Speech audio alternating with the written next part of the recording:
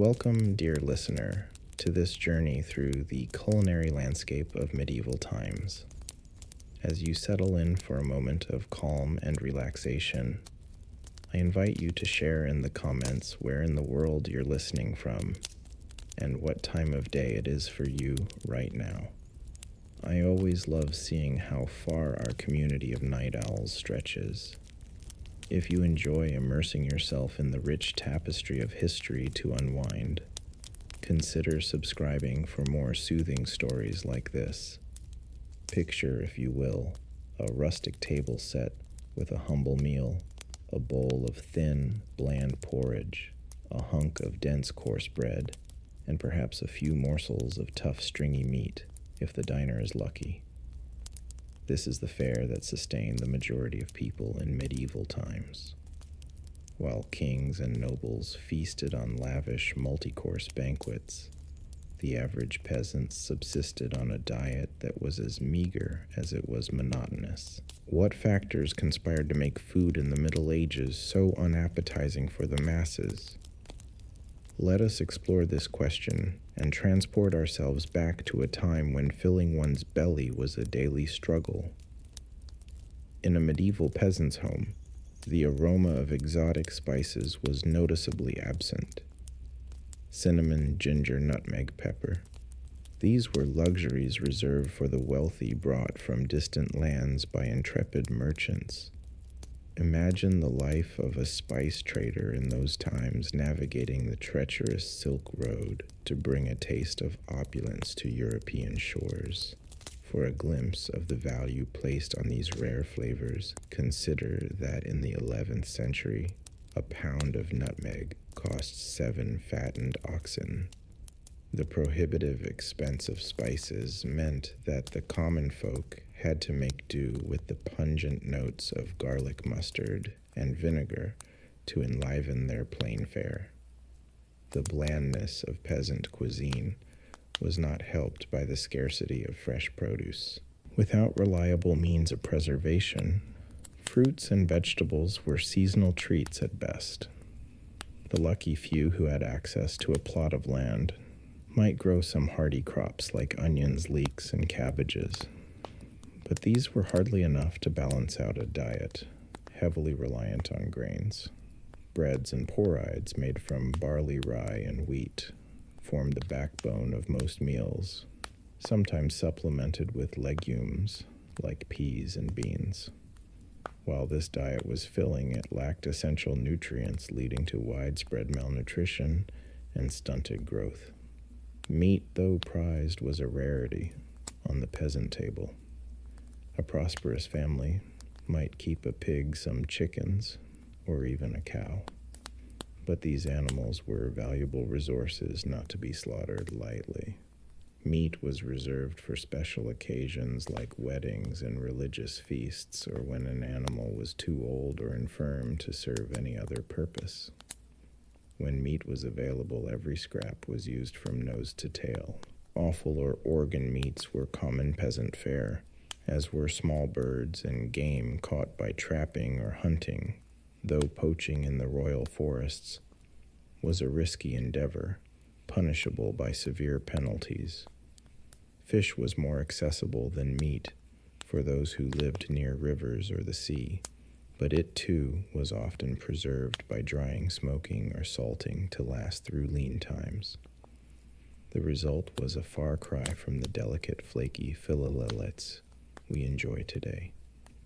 Herring, cod, and eel were among the most common catches, and they would be packed in barrels with generous amounts of salt to stave off spoilage. Freshwater fish like carp and pike were a delicacy reserved for the nobility who maintained private fish ponds on their estates. The scarcity of fresh food meant that medieval cooks had to get creative with preservation methods.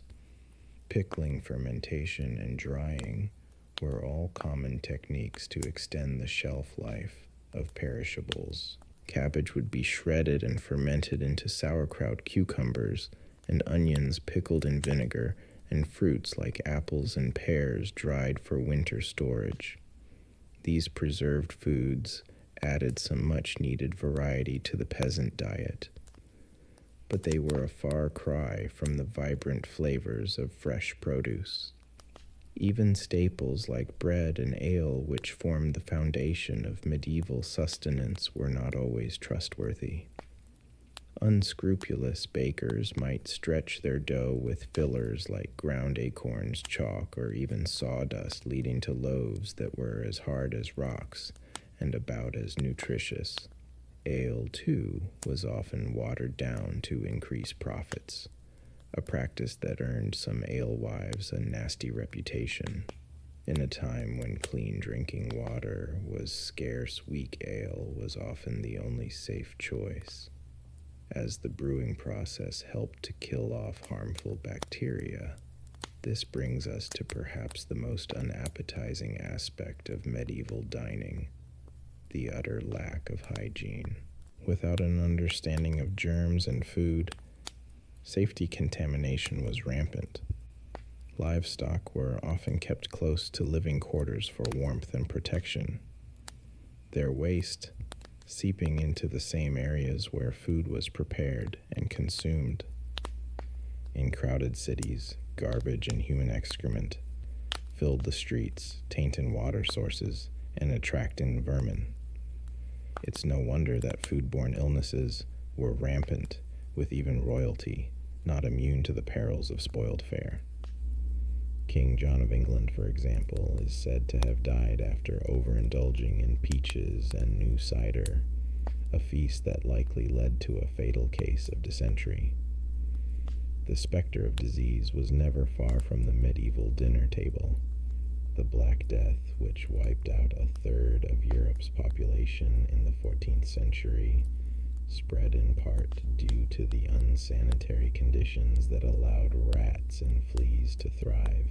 Food markets were particularly notorious as breeding grounds for pestilence, with flies buzzing around meat stalls and rodents scurrying underfoot. It's a wonder that anyone survived the perils of medieval dining at all. Yet even in the face of scarcity and disease, there were glimmers of gastronomic hope. Monasteries and abbeys often served as havens of relative plenty, with well-tended gardens and orchards providing a bounty of fresh produce. Monks were known for their culinary skills, with some even penning cookbooks that offered a glimpse into the more refined cuisine of the upper echelons.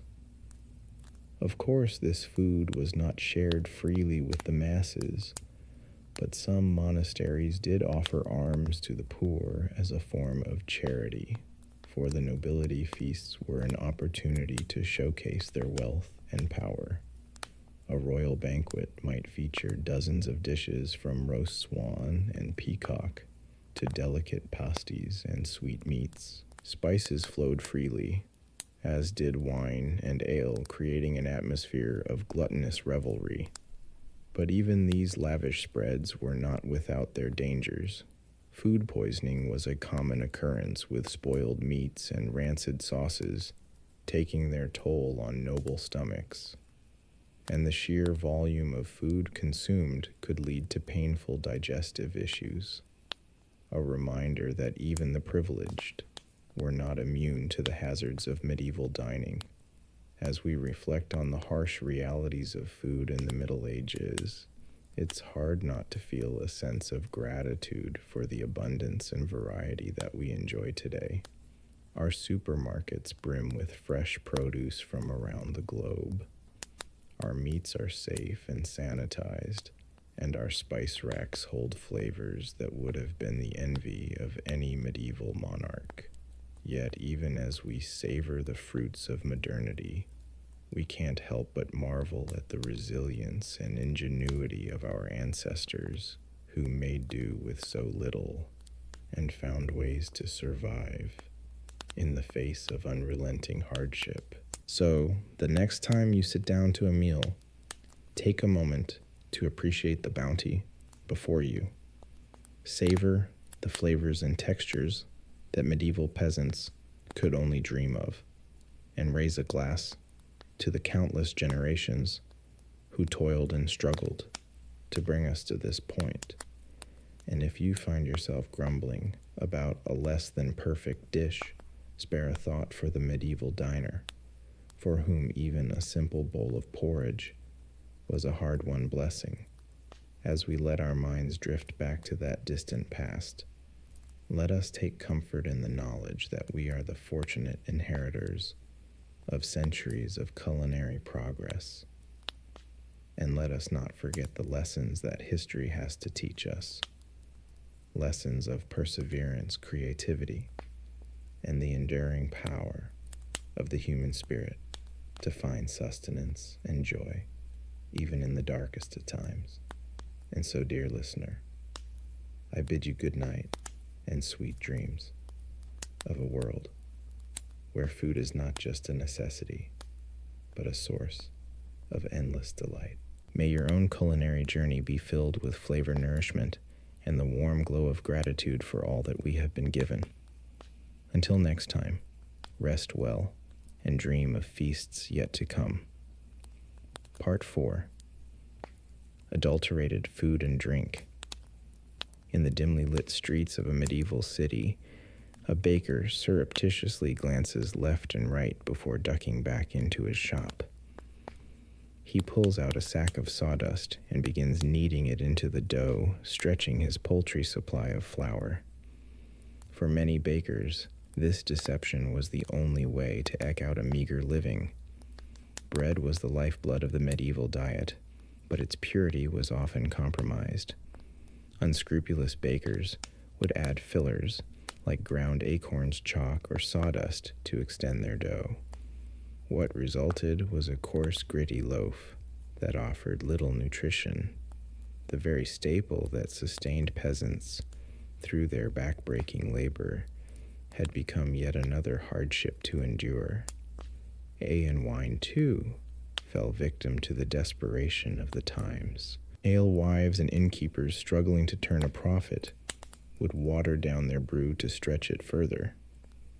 The resulting drink was a thin, sour swill that bore little resemblance to the hearty ale that was the pride of the British Isles.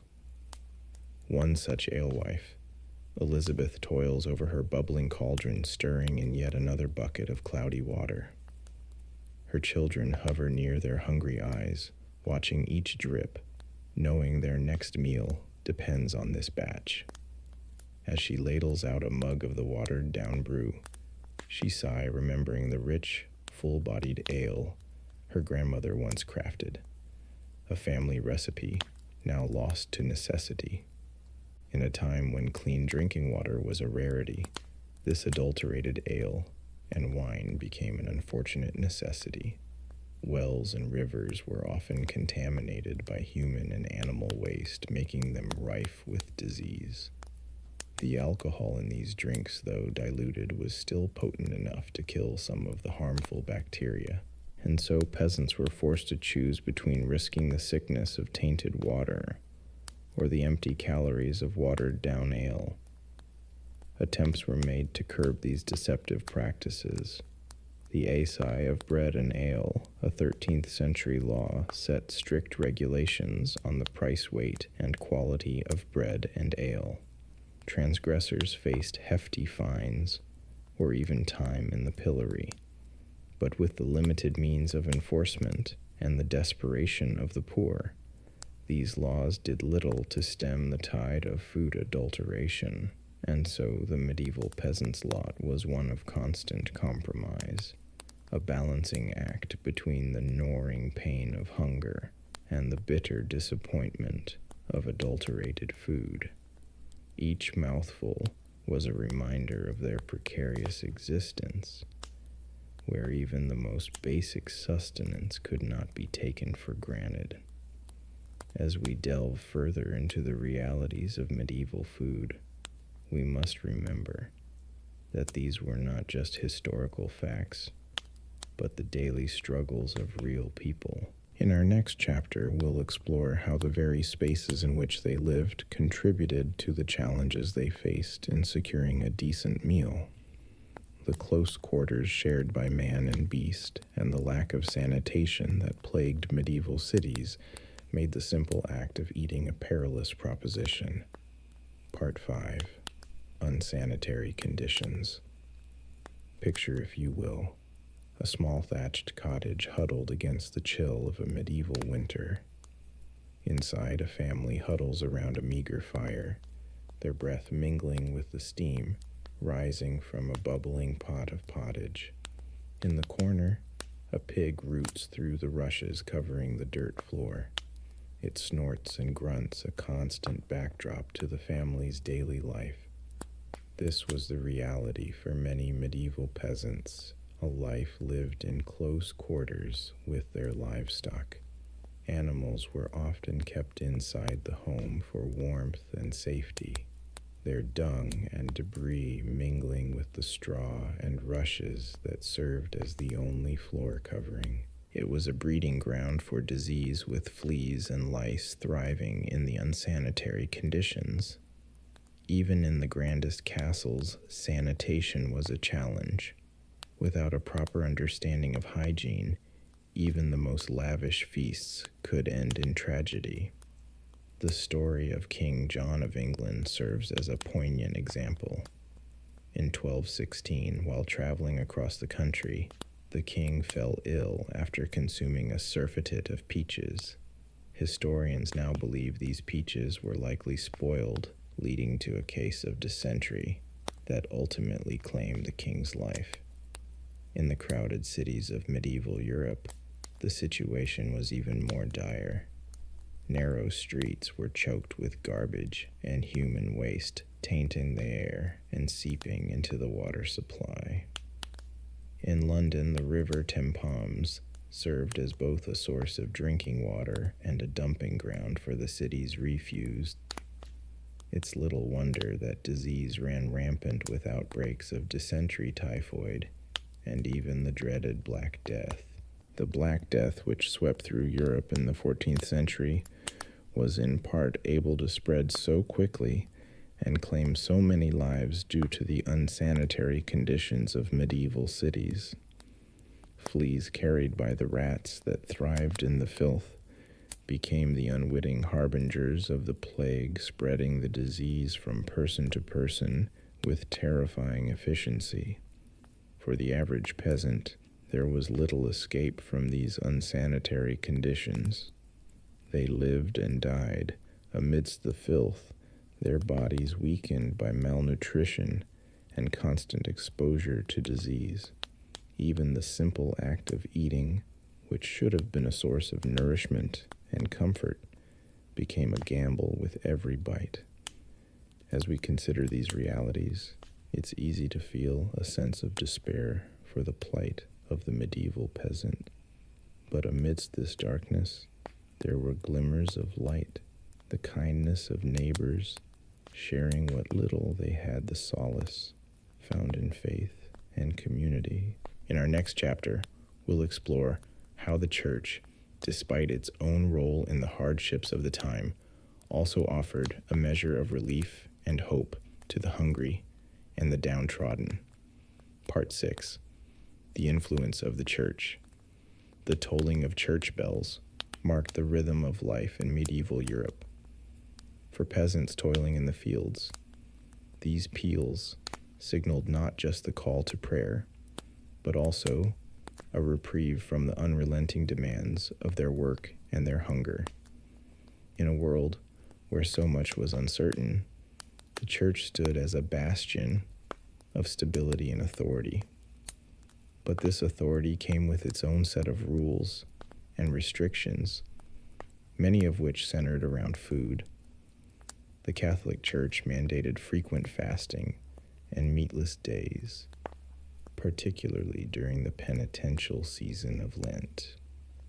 For 40 days before Easter, the faithful were expected to abstain from meat, dairy, and eggs, a tall order for those already struggling to put food on the table. The story of one peasant family illustrates the hardship these fasts could impose. John and his wife Margaret toiled from sun Up to sundown, on their small plot of land, barely growing enough to feed their 3 children. When Lent arrived, they faced a daunting choice: honor the fast and risk weakening their already malnourished bodies, or defy the church and face the consequences for their immortal souls. In the end, they chose to follow the fast, subsisting on meager portions of bread pottage and the occasional dried fish. By Easter, their faces were gaunt and their steps heavy with exhaustion. Yet they took solace in the belief that their suffering would be rewarded in the next life. Despite the additional hardships these fasts imposed, the church was not entirely deaf to the plight of the poor. Monasteries and abbeys often served as a source of food aid, distributing bread and alms to the needy as a form of Christian charity. The monks, with their vast lands and resources, were able to provide a measure of relief to the hungry masses. Yet even this charity had its limits. When crops failed and famine struck, the demand for aid often outstripped the church's ability to provide. And for those caught poaching in the royal forests, a desperate attempt to supplement their meager diets with fresh game, the church's mercy was noticeably absent. Poachers, if caught, faced severe punishments from maiming to death, regardless of their circumstances, and so the church's influence on medieval food was a double-edged sword. It provided solace and aid to some, while imposing additional burdens on others. For the peasant family, faith was both a source of strength and a further trial to endure in the face of unrelenting hunger. As we turn our gaze to the final chapter of our journey through medieval food, we'll witness a scene of shocking contrast, the opulent feast of a noble household. Against the backdrop of peasant hardship, these lavish displays serve as a stark reminder of the vast inequalities that defined the era. Part 7. The Rare Medieval Feast. The great hall of the castle is alive with the flicker of 100 candles. Tapestries line the walls, their vibrant threads telling stories of heroic deeds and courtly love.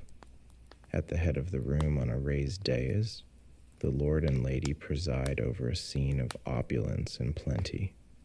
Down the center of the hall stretches a massive oak table, groaning under the weight of countless dishes. Whole roasted pigs, their skins crackling, and golden jostle for space, with elegant silver platters of delicately spiced peacock. Baskets overflow with fresh baked Maine bread, each loaf as white and soft as a cloud. The air is thick with the aroma of saffron, cinnamon, and cloves, spices so precious they're worth their weight in gold. In the castle kitchens, the master cook orchestrates a symphony of culinary creation. He barks orders at his underlings, who scurry to baste the meats, stir the pots, and plate the elaborate subtleties, sugar sculptures, crafted into fanciful shapes of castles and unicorns. For the cook, this feast is a chance to showcase his artistry and ingenuity, to solidify his reputation and secure his place in his lord's favor. As the feast progresses, the diners gorge themselves on a seemingly endless parade of dishes. They tear into the tender flesh of roast venison sap, on creamy almond soup, and savor the delicate flavor of blanc manger, a dish of shredded chicken mixed with rice milk and sugar. They wash it all down with goblets of richly spiced wine and frothy ale. But even amidst this revelry, there are reminders of the precariousness of medieval life. A noble woman, her face flushed with wine, suddenly pales and excuses herself from the table, her stomach churning from the richness of the food. A knight, his teeth rotting from the sugary delicacies, bites into a particularly tough piece of meat and winces in pain. And hovering at the edges of the hall, The serving staff watch the excesses of their betters with a mixture of envy and resentment. They know that tomorrow they'll be back to their usual fare of coarse bread and thin garl. The memory of this feast, a taunting reminder of the gulf between their world and that of their masters. As the last plates are cleared and the final crumbs are swept away, we're left to ponder the stark contrasts of medieval food. For the nobility feasts were a display of wealth, status, and power, a chance to revel in the finest delicacies the land had to offer. But for the vast majority, food was a daily struggle, a constant battle against scarcity, adulteration, and disease. In our modern world of abundance and choice, it's easy to forget the hardships faced by our medieval ancestors, but by understanding their struggles, we gain a deeper appreciation for the comforts we enjoy today. As we sit down to our own meals, let us take a moment to savor not just the flavors on our tongues, but the hard-won progress that allows us to eat with such ease and variety. And so as we close the book on this exploration of medieval food, let us do so with a sense of gratitude and perspective. For in the grand tapestry of human history, our own time is but a brief and privileged chapter, woven from the threads of countless lives lived and meals shared, each one a testament to the enduring resilience of the human spirit. Conclusion. As we've journeyed through the landscape of medieval food, we've encountered a world of scarcity, hardship, and inequality. From the bland monotony of peasant pottage to the dangerous fillers in adulterated bread, the challenges of feeding oneself in the Middle Ages were unrelenting. We've seen how the lack of variety in spices, the difficulties of preservation, the unbalanced diets, and the unsanitary conditions all conspired to make medieval food a far cry from the cornucopias we enjoy today. We've witnessed the impact of the church's fasting edicts, adding spiritual burdens to the already heavy load of the poor. And we've marveled at the opulent feasts of the nobility, a glittering contrast to the grim realities faced by most. But through it all, we've also seen glimmers of humanity's indomitable spirit, the ingenuity of cooks, making the most of meager ingredients, the solidarity of communities sharing what little they had, and the solace found in the rituals of faith and feast.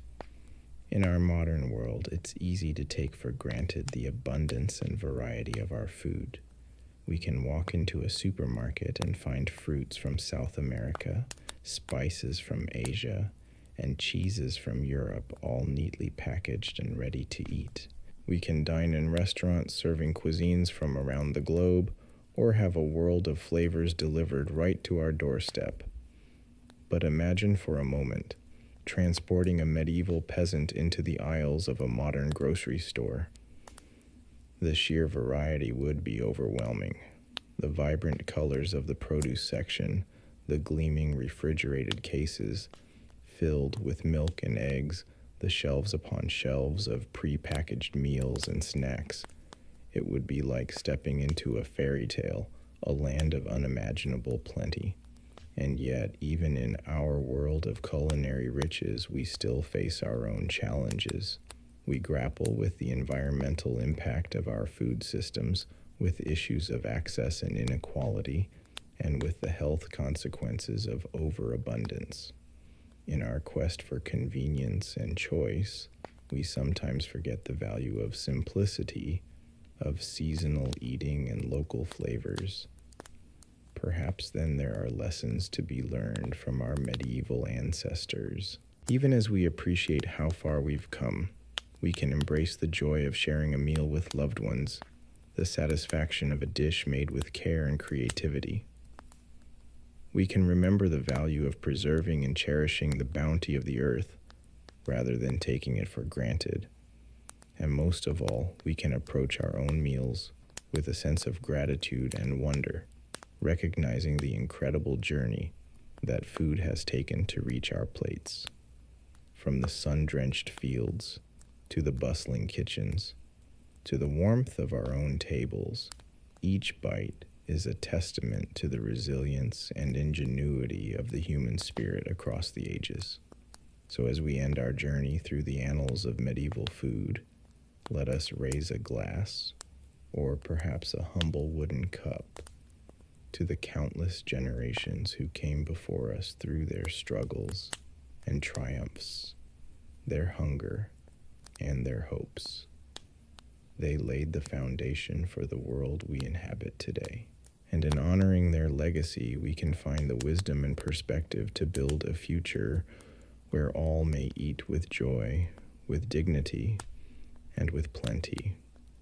As the royal cook bustled about the castle kitchens preparing an extravagant feast, most of his fellow countrymen could only dream of such opulence.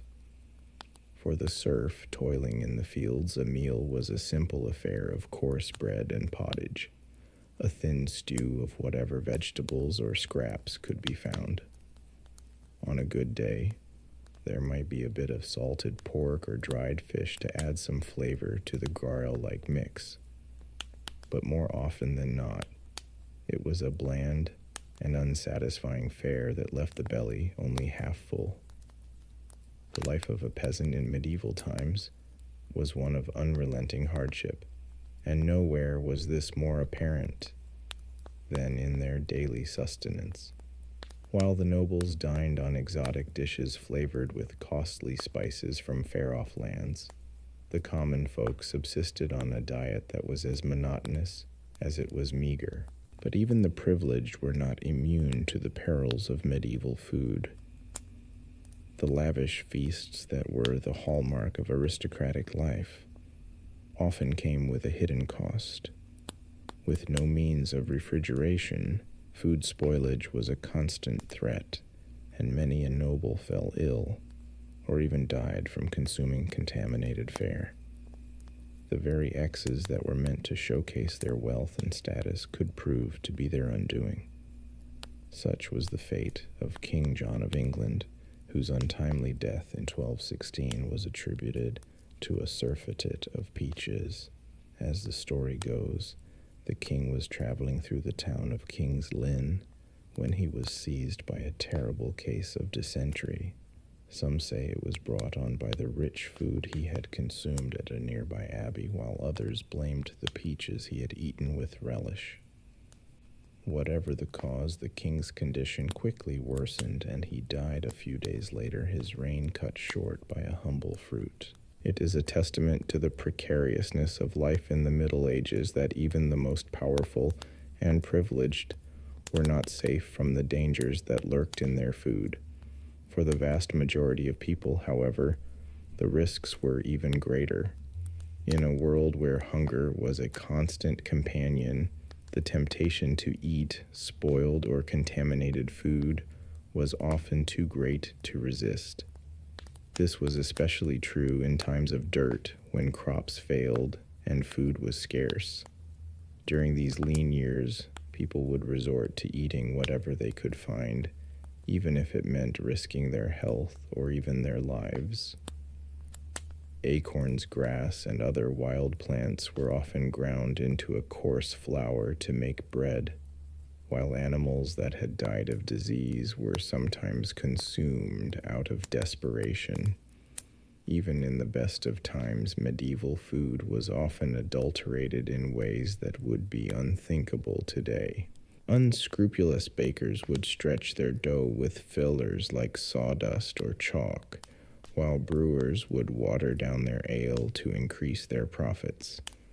Such practices were not only dishonest, but also dangerous, as they could lead to serious illness or even death. The alewife, who sold her brew in the village tavern, was a common figure in medieval life, and one who often bore the brunt of the community's suspicions and resentments. If her ale was weak or sour, She might be accused of adulterating it with noxious substances, or even of practicing witchcraft.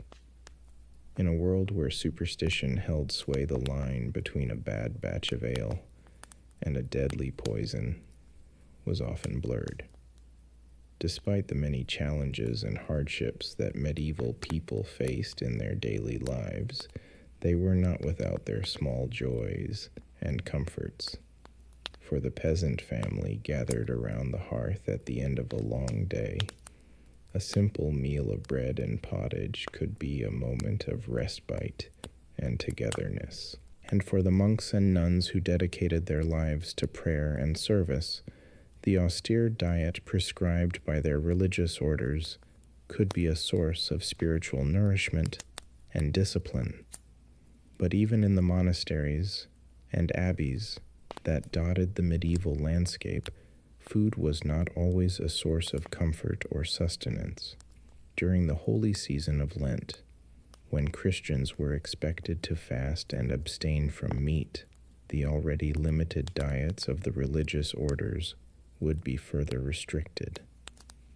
For 40 long days they would subsist on little more than bread, water, and the occasional vegetable or fish. For some, this period of deprivation was a welcome opportunity to focus on their spiritual lives and to draw closer to God. But for others, it was a time of great hardship and temptation, as the pangs of hunger gnawed at their resolve and tested their faith. In a world where food was so often scarce and unpredictable, the idea of voluntarily giving it up must have seemed like the height of insanity. And yet, despite all the hardships and challenges that medieval people faced in their daily lives, they found ways to adapt and persevere.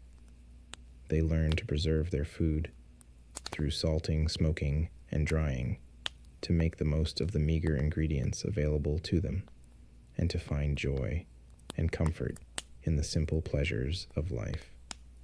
In many ways, the story of medieval food is a story of resilience and ingenuity in the face of adversity. It is a reminder of how far we have come in terms of food safety, variety, and abundance, but also of how much we still have in common with our ancestors. For just as they struggled to put food on the table and to nourish their families, so too do we grapple with the challenges of our own time, from climate change and food insecurity to the pressures of modern life.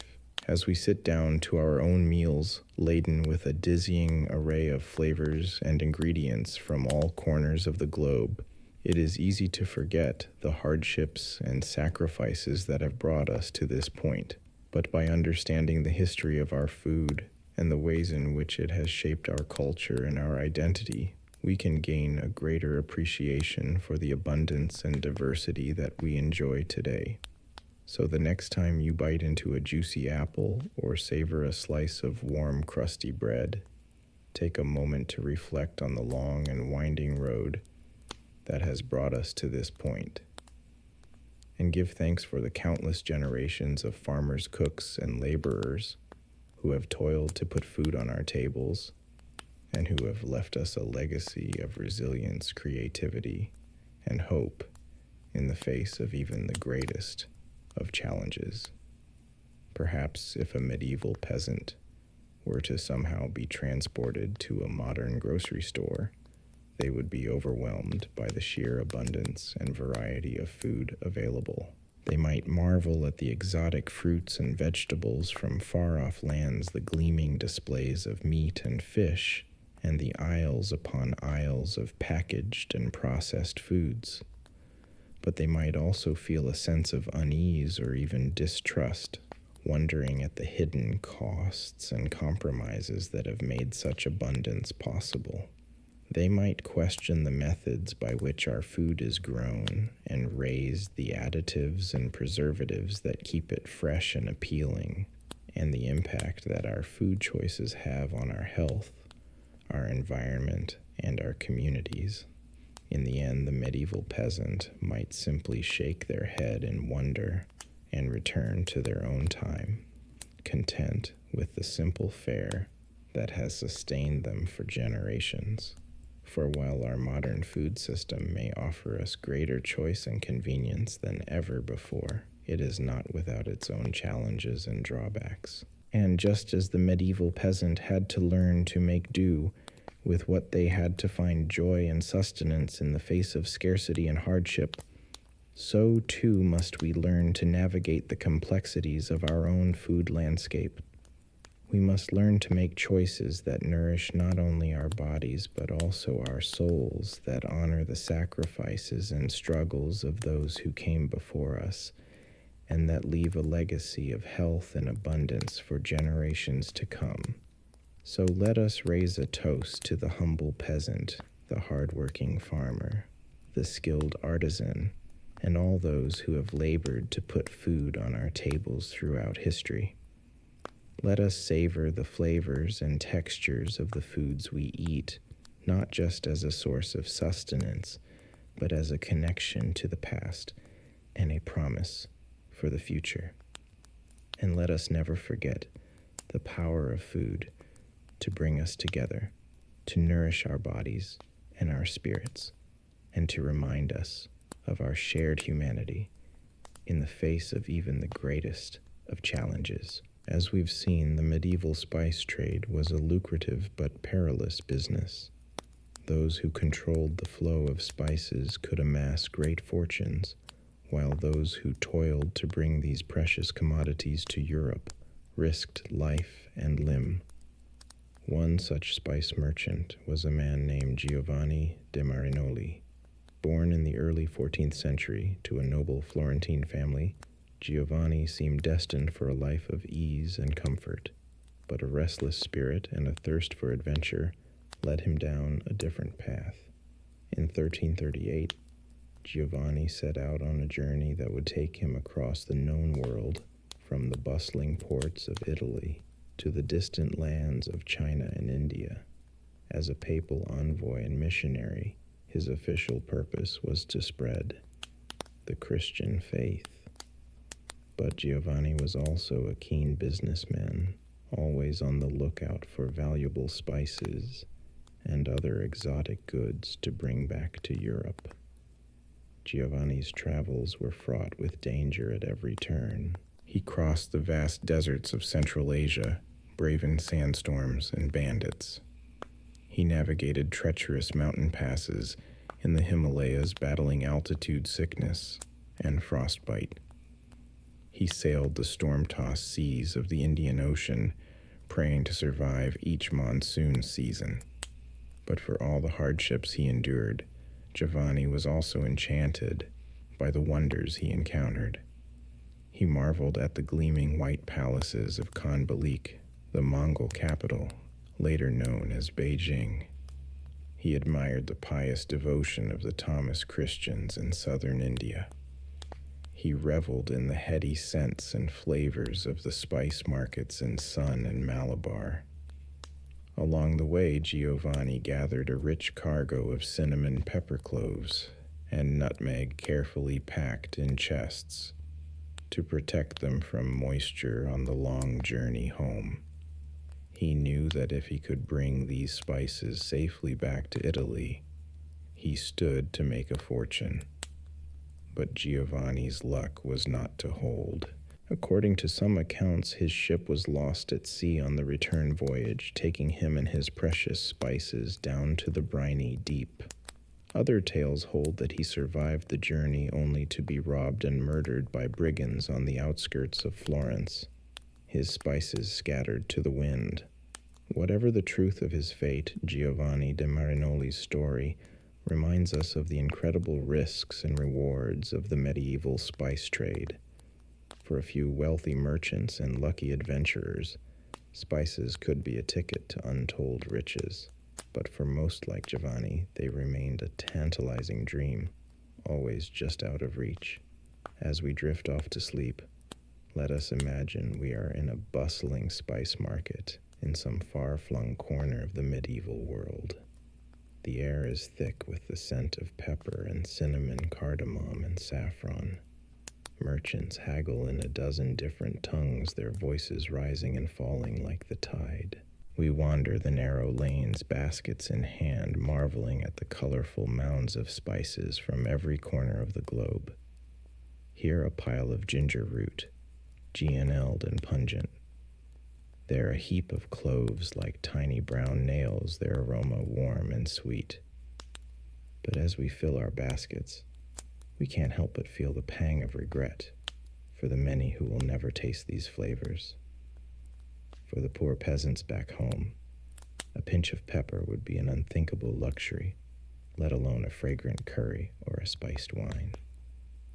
Their food, as we'll explore further, is a monotonous grind of GRL and grit, a far cry from the sumptuous feasts we've seen at the tables of the wealthy. But even those lavish banquets, as we'll soon discover, could come with their own hidden dangers and disgusting surprises. So let us savor this imagined abundance, this rare sensory delight, as we drift deeper into dreams. For when we wake, we'll have to confront once more the harsh realities of food in the Middle Ages. Realities that made filling one's belly a daily battle for princes and paupers alike. The scarcity and hardship that defined medieval food for the masses extended even to the staples that formed the backbone of their diets. Bread, the most basic and universal of foods, was often a coarse, unappetizing loaf that would be nearly unrecognizable today. For poorer peasants, bread was made from lower quality grains, like barley, rye, and even beans or chestnuts in times of shortage. This resulted in dense, dark loaves that were difficult to digest and provided little nutrition. The bread was often full of gritty impurities from poor milling techniques, and it would quickly go stale or moldy in the damp conditions of many peasant homes. Even for slightly better off peasants who could afford wheat bread, the end product was a far cry from the fluffy, leavened loaves we enjoy today.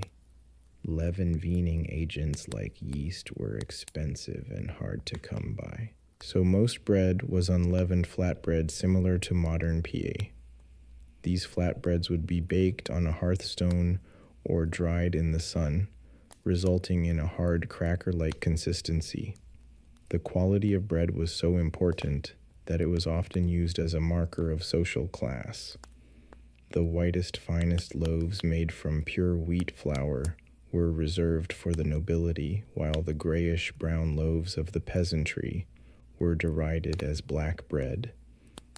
In some regions, strict laws even prohibited commoners from consuming white bread, reserving it as a privilege of the elite. One figure who stood out in the history of medieval bread production was the 12th century mystic Saint Hildegard of Bingen.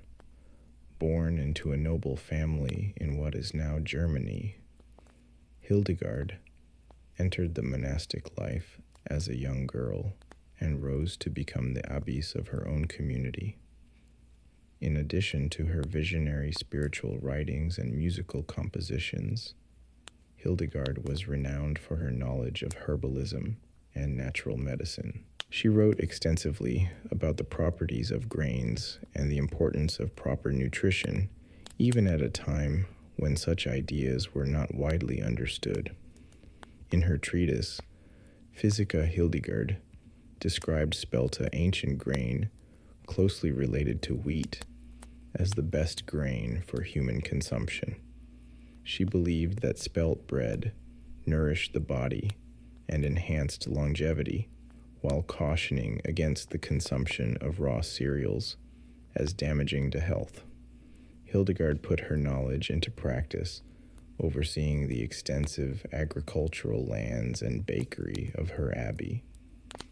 Under her guidance, the nuns of Bingen produced high-quality spelt bread that was distributed to the sick and poor in the surrounding community.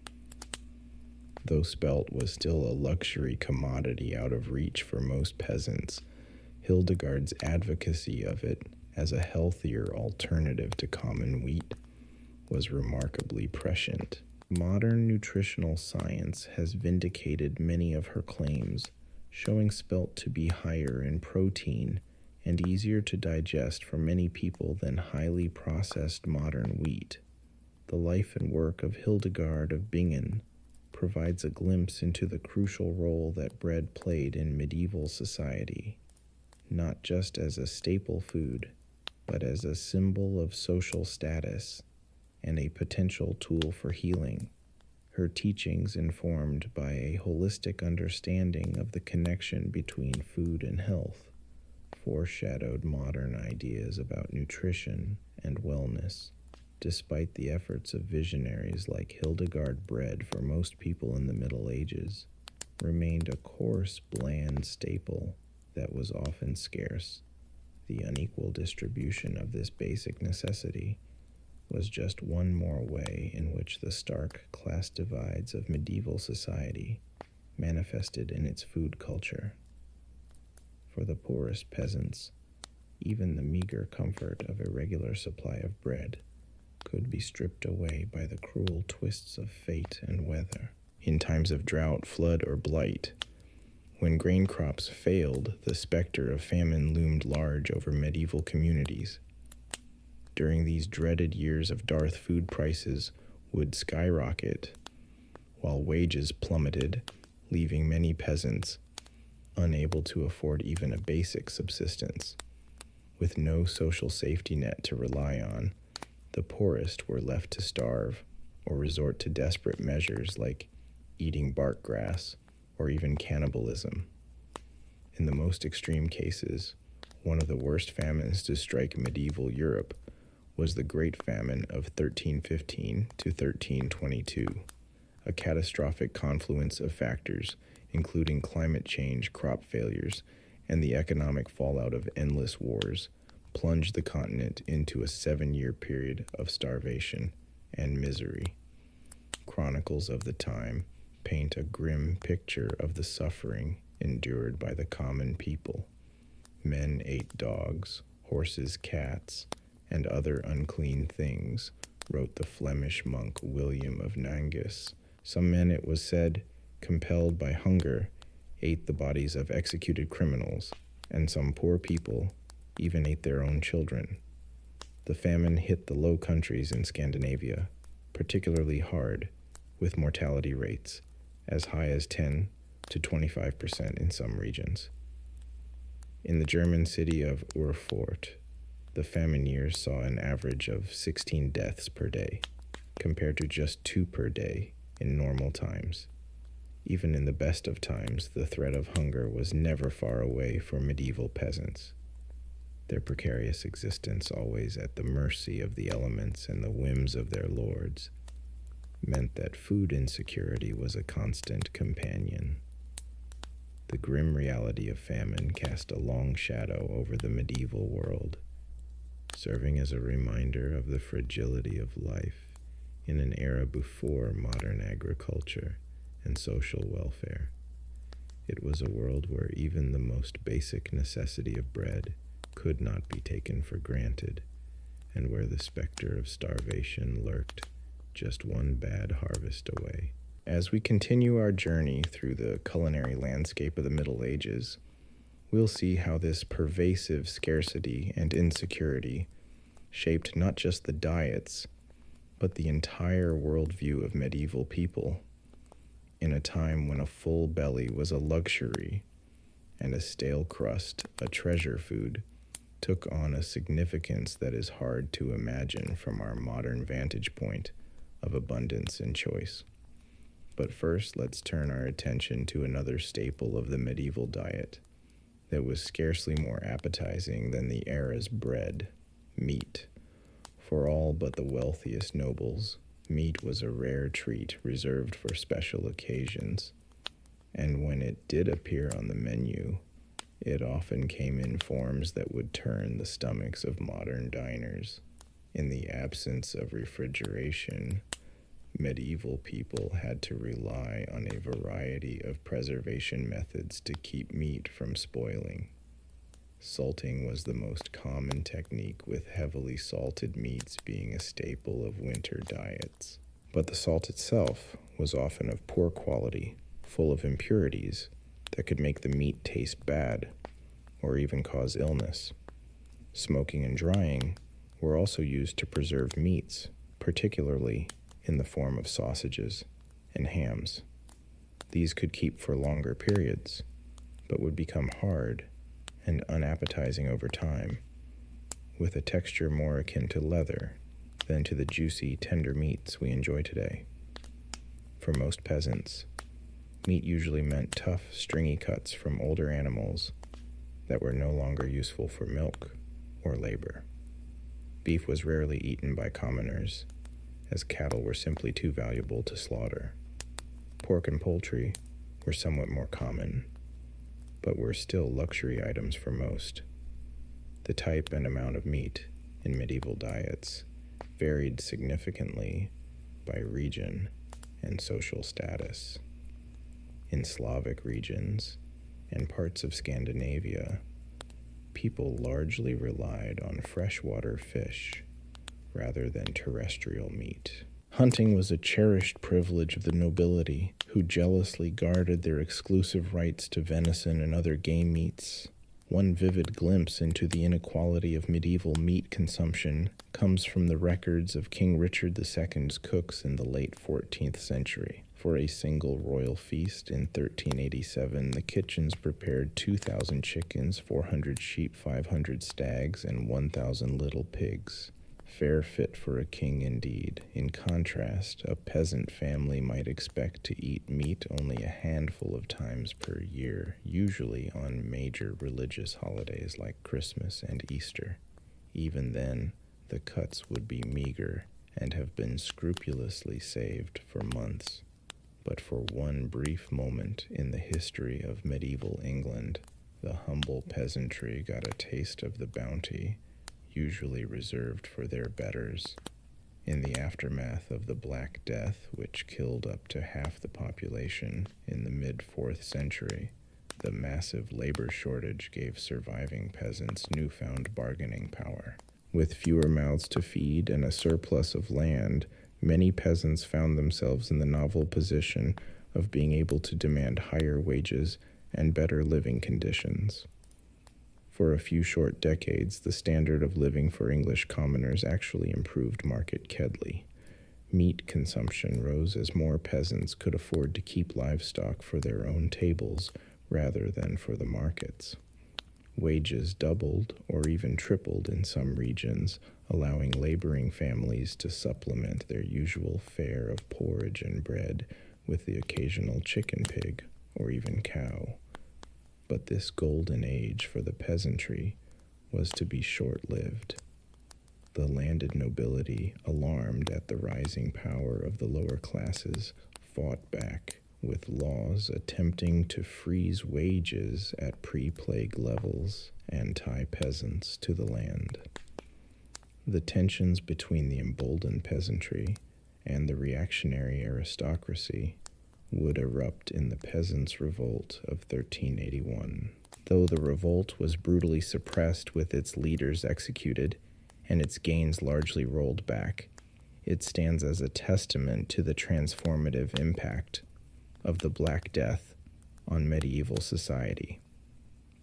For a brief shining moment, the common people of England got a taste of a life less constrained by scarcity and toil. But for most of the Middle Ages and for most people, meat remained a rare and coveted treat. Its scarcity made it a potent symbol of status and wealth, a tangible reminder of the chasm between the haves and have-nots. In the great halls of castles and manors, nobles and knights feasted on heaping platters of roasted game and delicate fowl, washing it down with fine wines and honeyed me. But in the hovels of the peasantry, a scrap of salted pork or a stringy chicken leg was a hard-won delicacy to be savored and stretched as far as it could go. This disparity in access to such a basic foodstuff underscores the harsh inequalities that defined life in the Middle Ages. In a world where even a full belly was a mark of privilege, the gulf between rich and poor was as wide as the distance between a king's banquet table and a peasant's empty trencher. As we've seen, the rare morsel of meat was a highlight in the otherwise dreary and monotonous diet of most medieval people. But even this small pleasure was subject to strict regulation by the power of the Church. In medieval Europe, the Catholic Church wielded immense influence over every aspect of daily life, and food was no exception. The church calendar was dotted with fast days and meatless days, when the consumption of animal products was strictly forbidden. The most significant of these was the season of Lent, the 40-day period leading up to Easter. During this time, all meat, dairy, and eggs were off limits, leaving the faithful to subsist on a meager diet of fish, vegetables, and bread. For wealthy nobles, this was a minor inconvenience. They could afford to import exotic fruits, nuts, and spices to liven up their Lenten fare, and their well-stocked fish ponds ensured a steady supply of fresh seafood.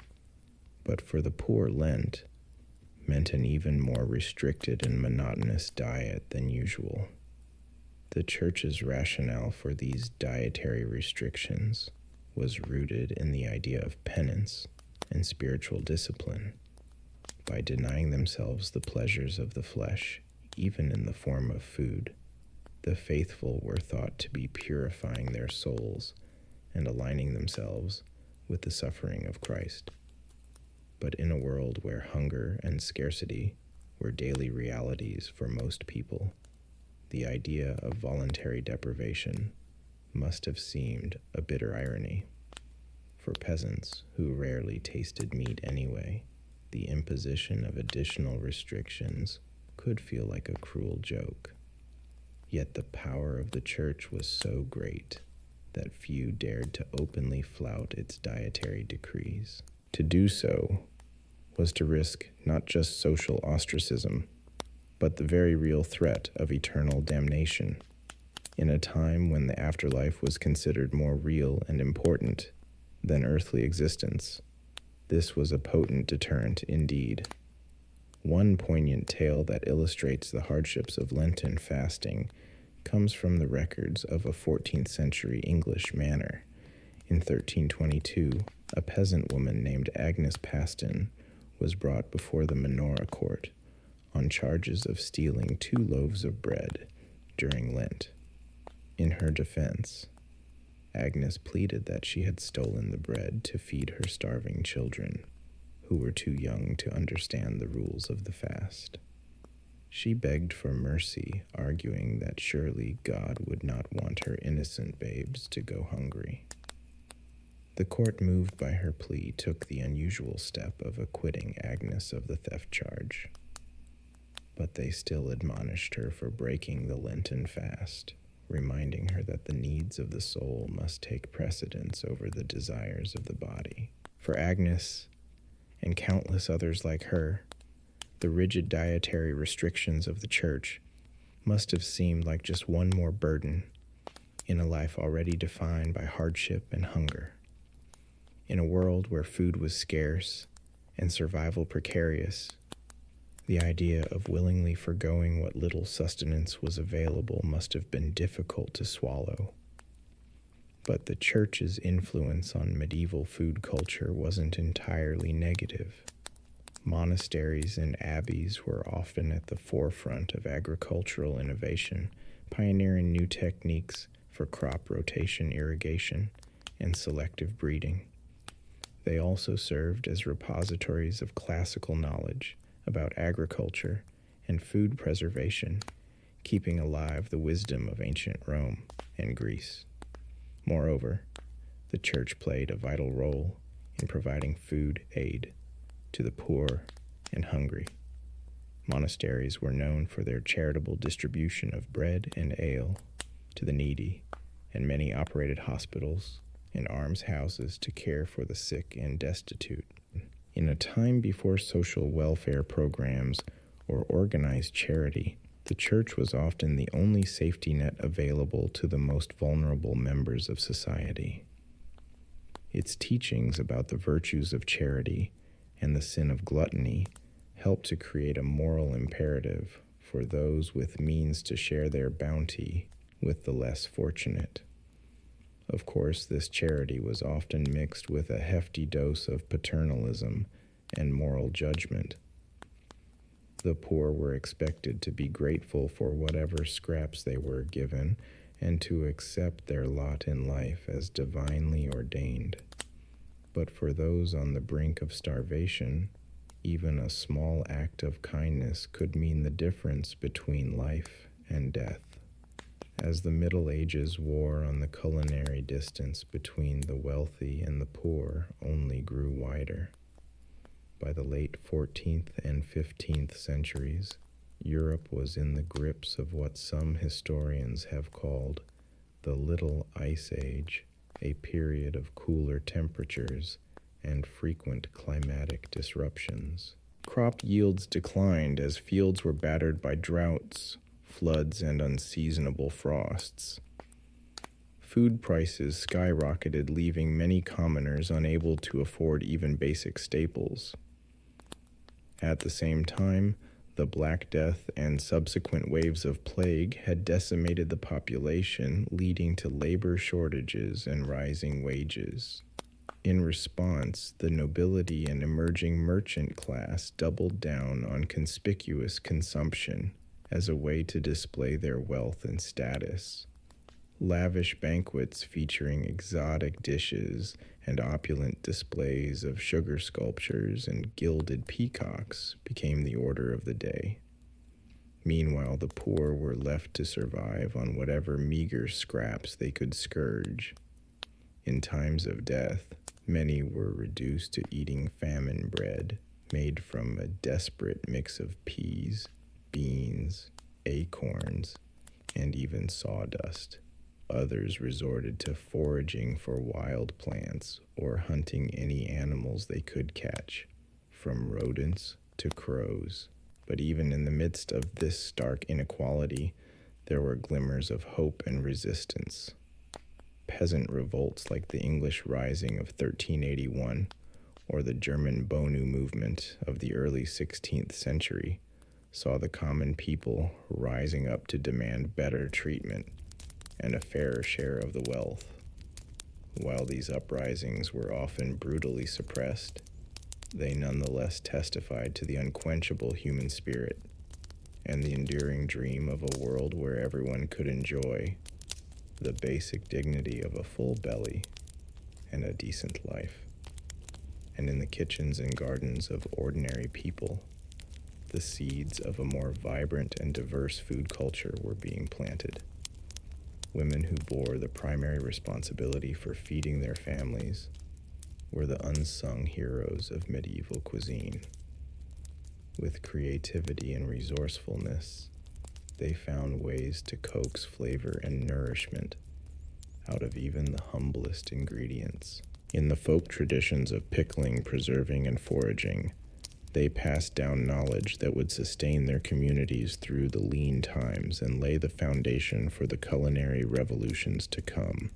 And in the communal ovens and shared meals of village life, they nurtured a spirit of solidarity and resilience that would prove as sustaining as any loaf of bread. So while the story of food in the Middle Ages is undoubtedly one of hardship and deprivation, it is also a story of ingenuity, resilience, and hope. In the face of scarcity and oppression, medieval people found ways to nourish not just their bodies, but their spirits to find joy and communion in the simple act of sharing a meal. As we look back on this distant and often difficult past, we can take inspiration from their example. In a world that is still riven by inequality and hunger, their story reminds us of the fundamental human right to food and the vital importance of fighting for a more just and sustainable food system. And in our own kitchens and around our own tables, we can honor their legacy by cherishing the abundance we enjoy and remembering always to share it with those who have less. For in the end, the true measure of a society is not in the opulence, of its feasts.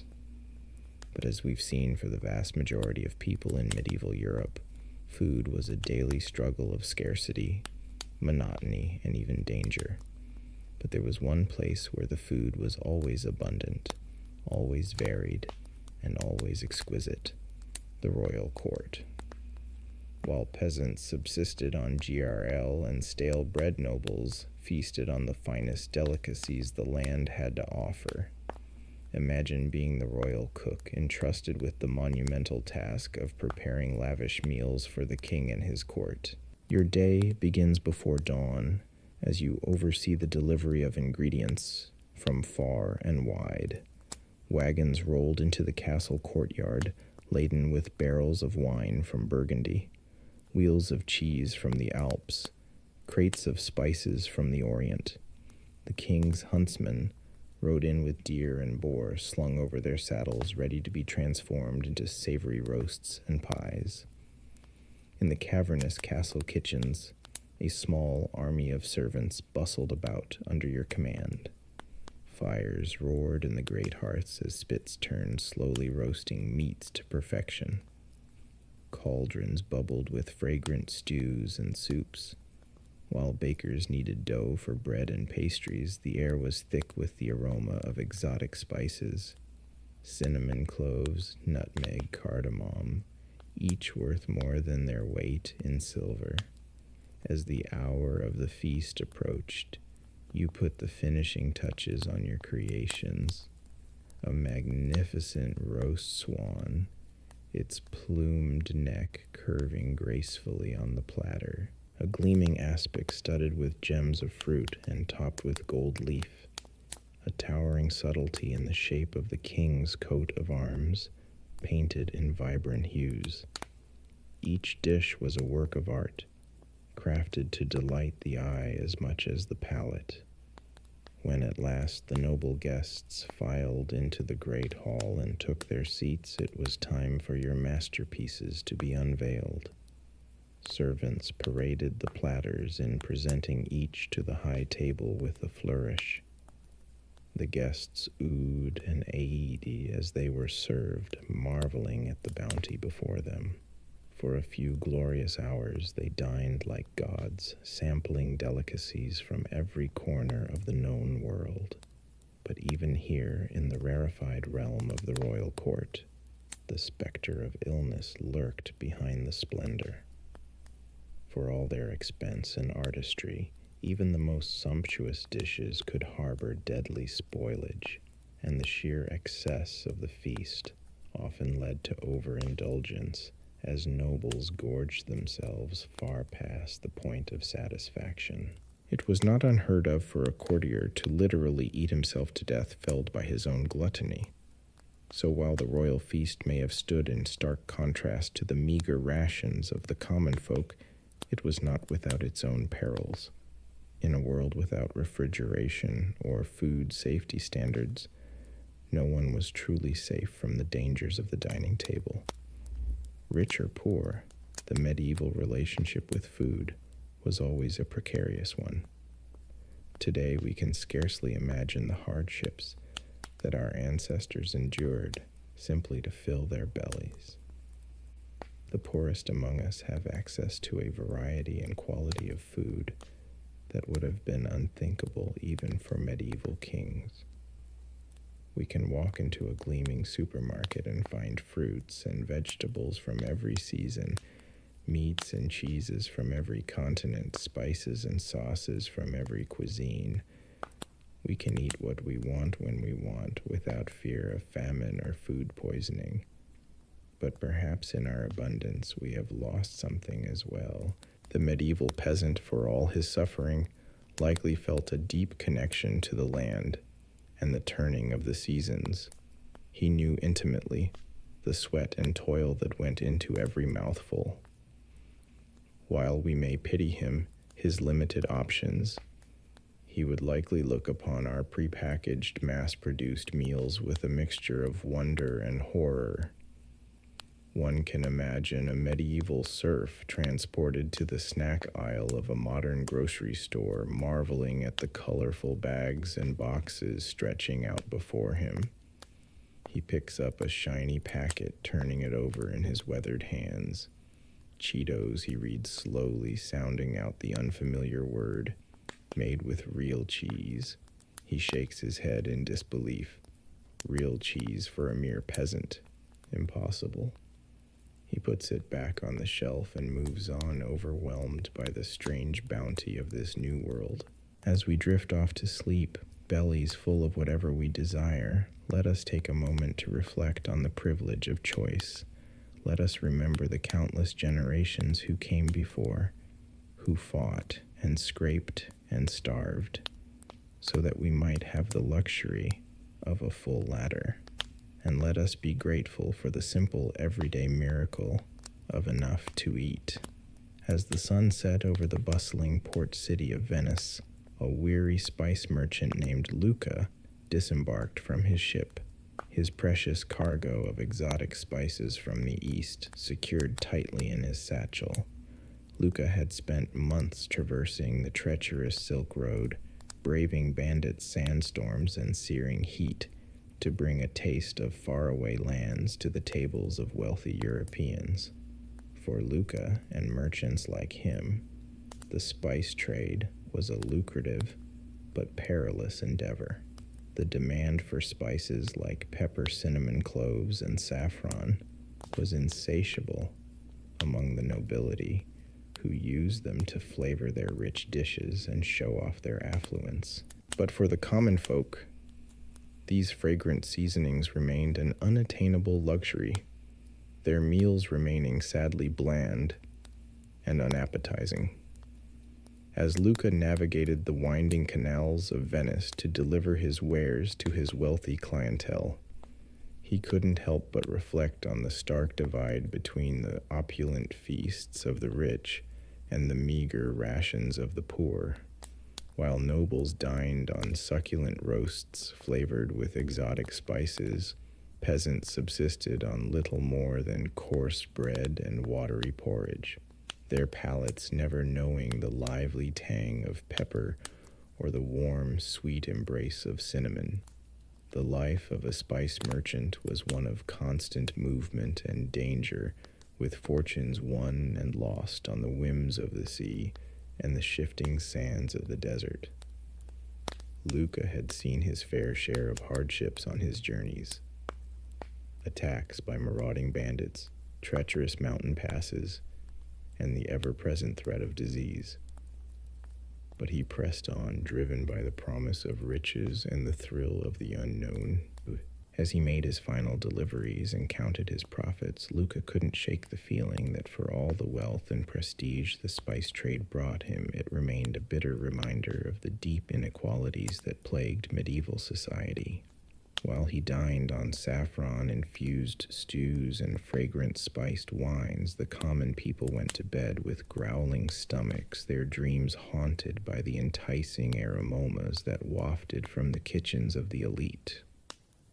With a heavy heart, Luca retired to his lavish villa for the night, knowing that tomorrow he would once again set sail for distant lands, chasing the promise of fortune, and leaving behind a world where the simple pleasure of a flavorful meal remained an unattainable dream for most.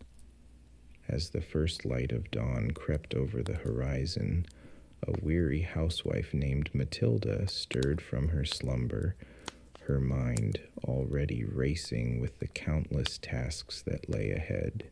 For Matilda, and countless other women across medieval Europe, the arrival of autumn heralded not a season of bountiful harvests and joyous feasts, but rather a time of ceaseless labor and knowing anxiety about the looming specter of winter. With the days growing shorter and the nights turning colder, Matilda knew that she had precious little time to preserve what meager crops her family had managed to coax from the unyielding earth. Every scrap of food was precious, and nothing could be allowed to go to waste, lest they face the unthinkable prospect of starvation in the bleak months ahead. As she set about her work, Matilda's mind wandered to the lavish feasts of the nobility, where sumptuous meats and exotic delicacies were consumed with want and abandon. For her and her fellow peasants, such extravagances were little more than cruel jests, taunting reminders of the vast chasm that separated the haves from the have-nots in the rigid hierarchy of medieval society. With calloused hands and an aching back, Matilda toiled from dawn until dusk, salting and smoking what little meat they had managed to raise, pickling vegetables in precious vinegar and hanging herbs to dry in the rafters.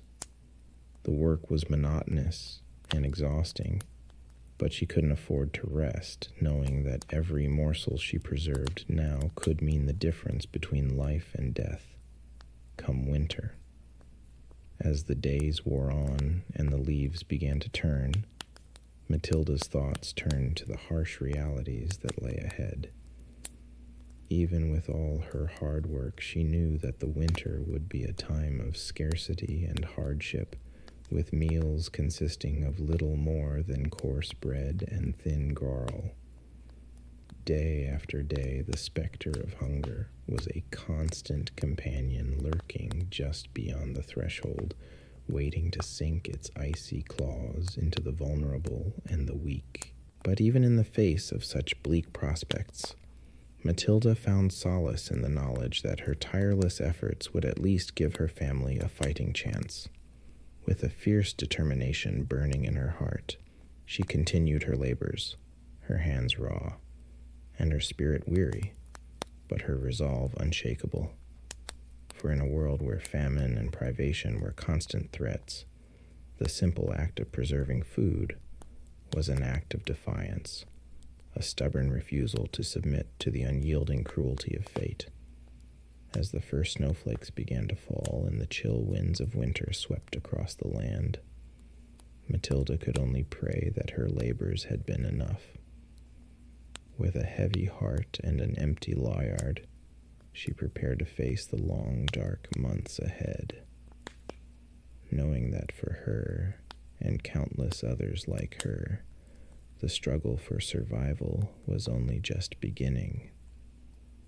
In a grand castle nestled amidst rolling hills and verdant forests, a lavish feast was underway. The great hall filled with the raucous laughter and clinking of goblets as nobles from far and wide gathered to partake in an extravagant display of wealth and power. At the head of the table sat the lord of the manor, his bejeweled fingers tearing into a succulent roast swan, its delicate flesh flavored with exotic spices from distant lands.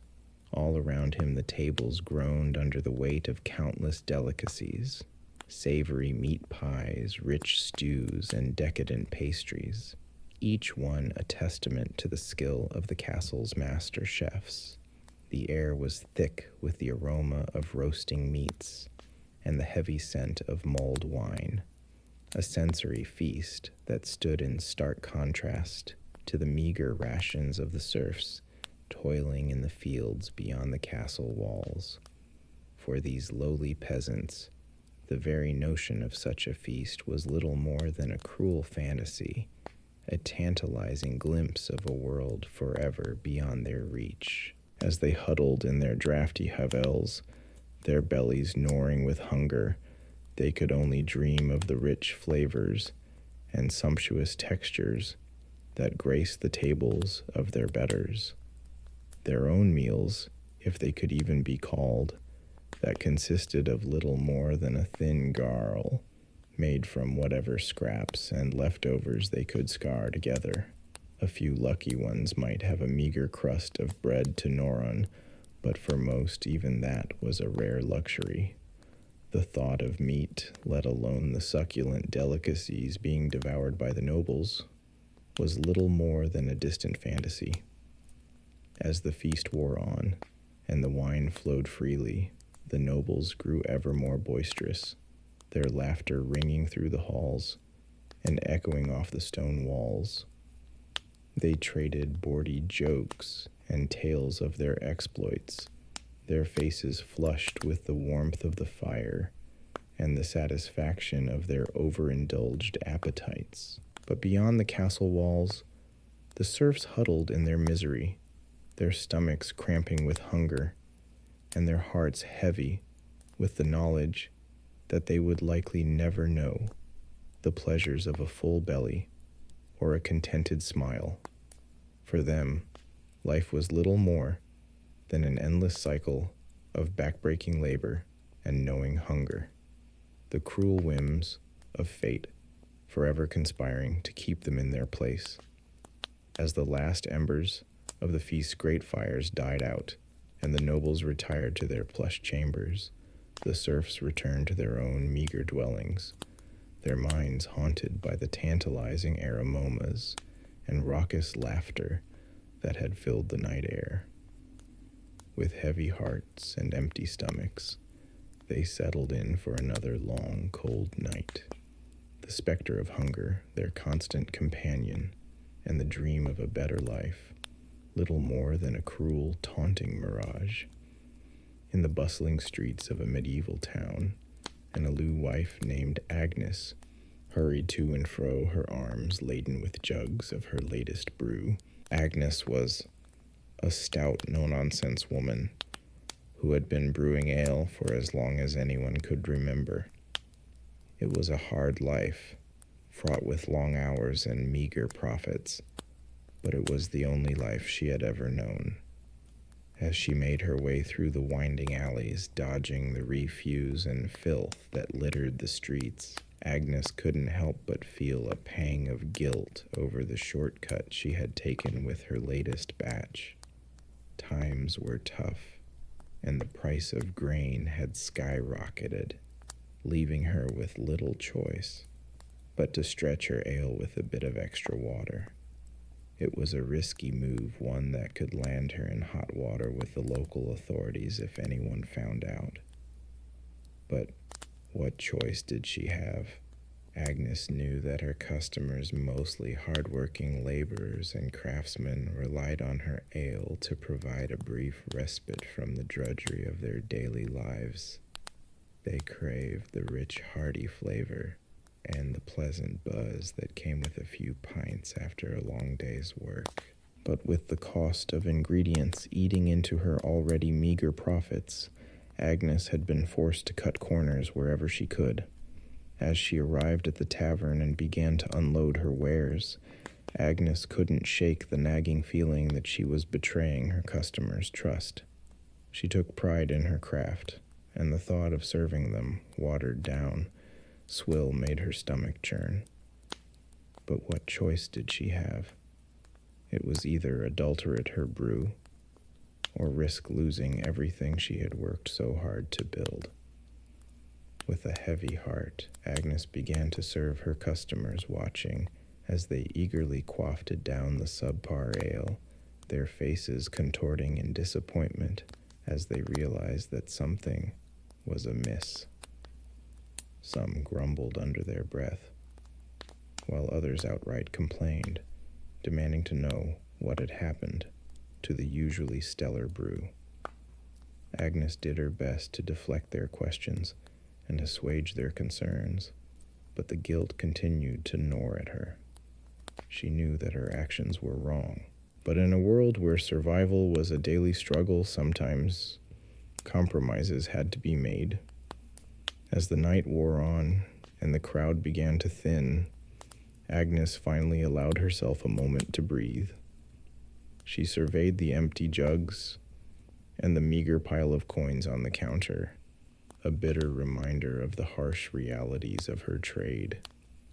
With a weary sigh, she began to clean up her mind, already racing with worries about how she would make ends meet in the days to come. For Agnes and countless other alewives like her, the struggle to survive in a world of scarcity and hardship was a constant battle.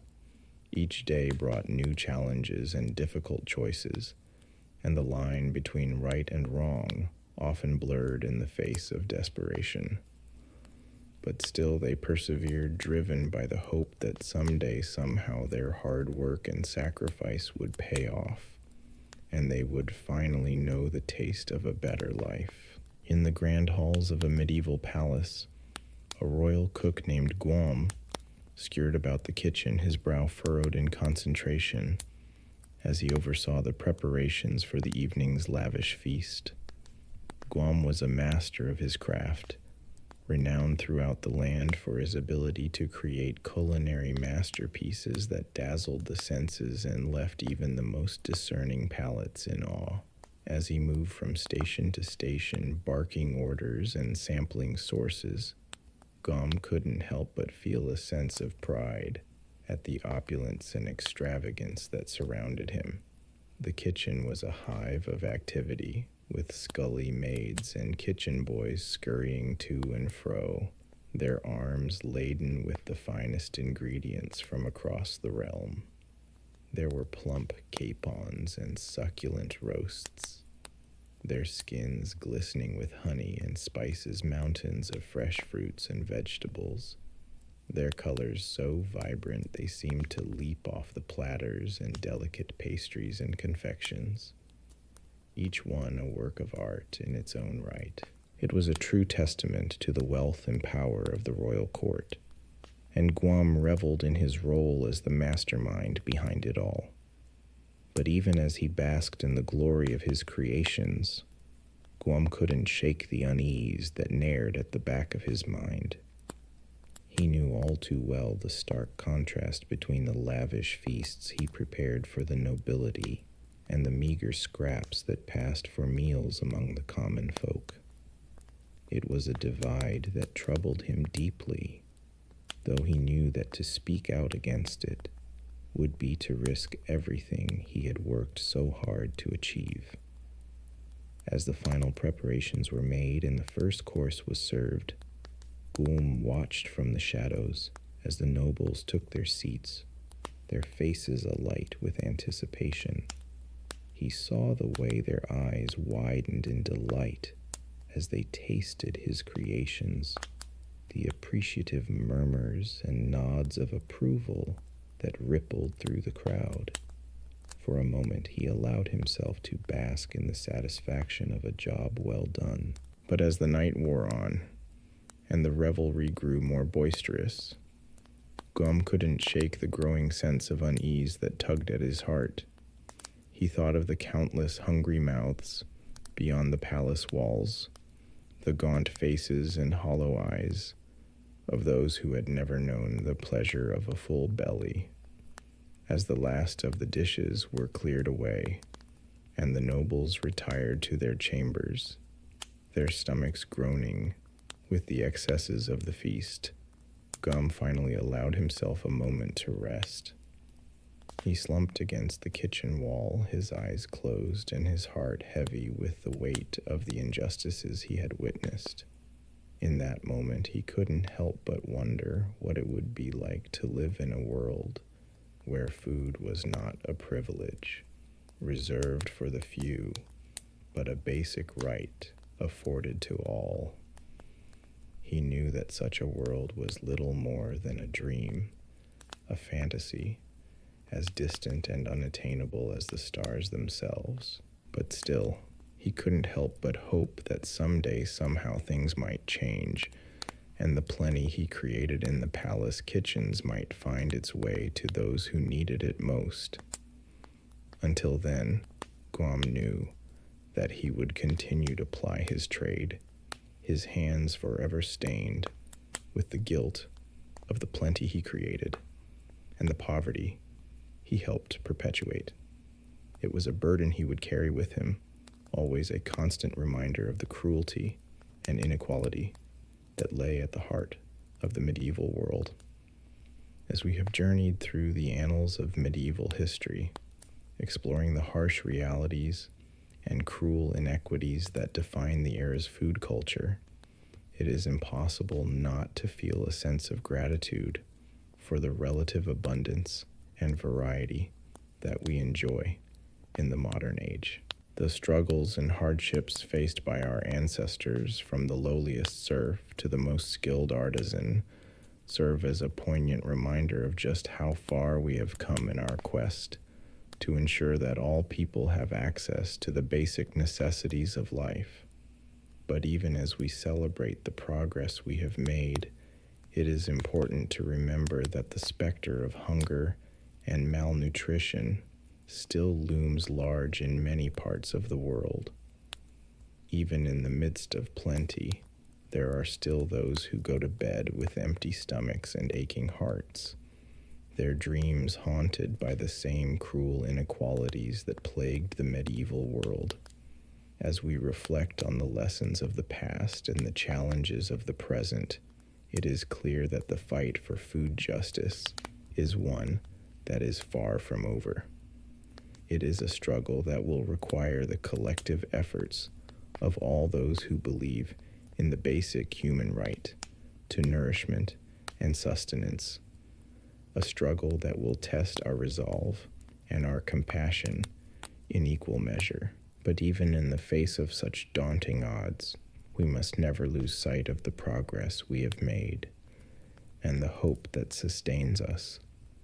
We must draw strength from the courage and resilience of those who came before us, those who toiled in the fields and labored in the kitchens, their hands calloused and their hearts heavy with the weight of their burdens. And we must continue to push forward, to fight for a world in which no one goes hungry, and in which the bounty of the earth is shared equally among all those who call it home. It is a vision that may seem distant and unattainable, a dream as fragile and fleeting as the wisps of steam rising from a bowl of gruel, but it is a dream worth fighting for, a dream that has the power to transform the world and bring hope to the hearts of all those who hunger for a better tomorrow. So let us go forth with renewed purpose and determination. Armed with the knowledge of the past and the hope of the future, let us work to build a world in which the plenty of the palace kitchens finds its way to the bellies of the poor, and in which the joys of the harvest are shared by all those who have labored to bring it to fruition. For in the end, the struggle for food justice is not just about filling stomachs and sating hunger. It is about the very essence of what it means to be human, about the bonds of compassion and empathy that bind us all together across the gulfs of time and space.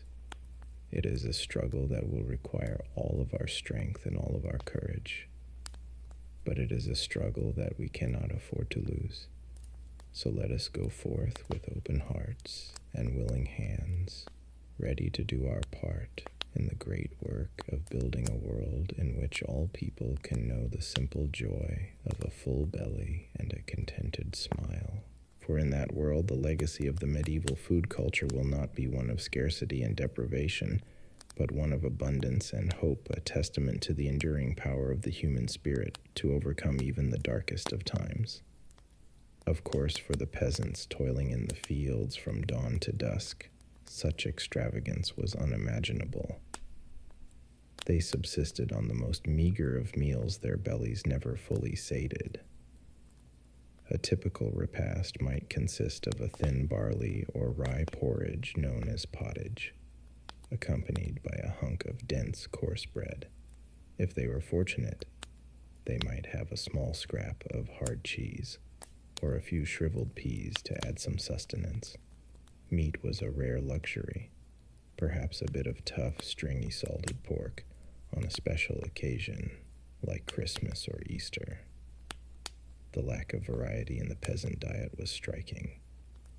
While the nobility dined on delicacies from distant lands, the common folk made do with the same bland staples day after day. There was little to break the monotony, save for the changing of the seasons, which dictated what meager produce might be available. In the spring, tender greens like nettles or dandelions might provide a welcome respite from the usual fare. Come summer, a few precious fruits, small, hard apples, or bitter crab apples could be gathered from the woods. Autumn brought the harvest season, a time of back-breaking labor, but also a brief abundance of fresh grains and perhaps a slaughtered hog or two to put up salt meat for the long winter ahead. Ah, winter, the leanest and most dreaded of seasons for the medieval peasant. As the days grew short and the nights bitter cold, families huddled around smoky hearths, bellies pinched with hunger.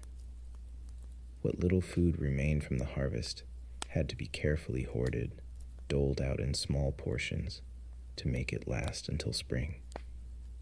This was the time of year when the pottage grew thinner and more watery, the bread even harder and more tooth-breaking. Starvation was a constant specter, waiting to claim the weak and vulnerable. It's hard for us to imagine such a precarious existence where a single failed crop could spell doom for an entire village. Yet for most people in the Middle Ages, this was the grim reality of daily life. They lived at the mercy of the elements, the nobility, and the often cruel whims of fate. A mouth to feed was a burden as much as a blessing. Another empty belly to fill from limited resources. Even those slightly higher up the social ladder, like skilled craftsmen or prosperous freemen, rarely enjoyed much better fare than their poorer neighbors.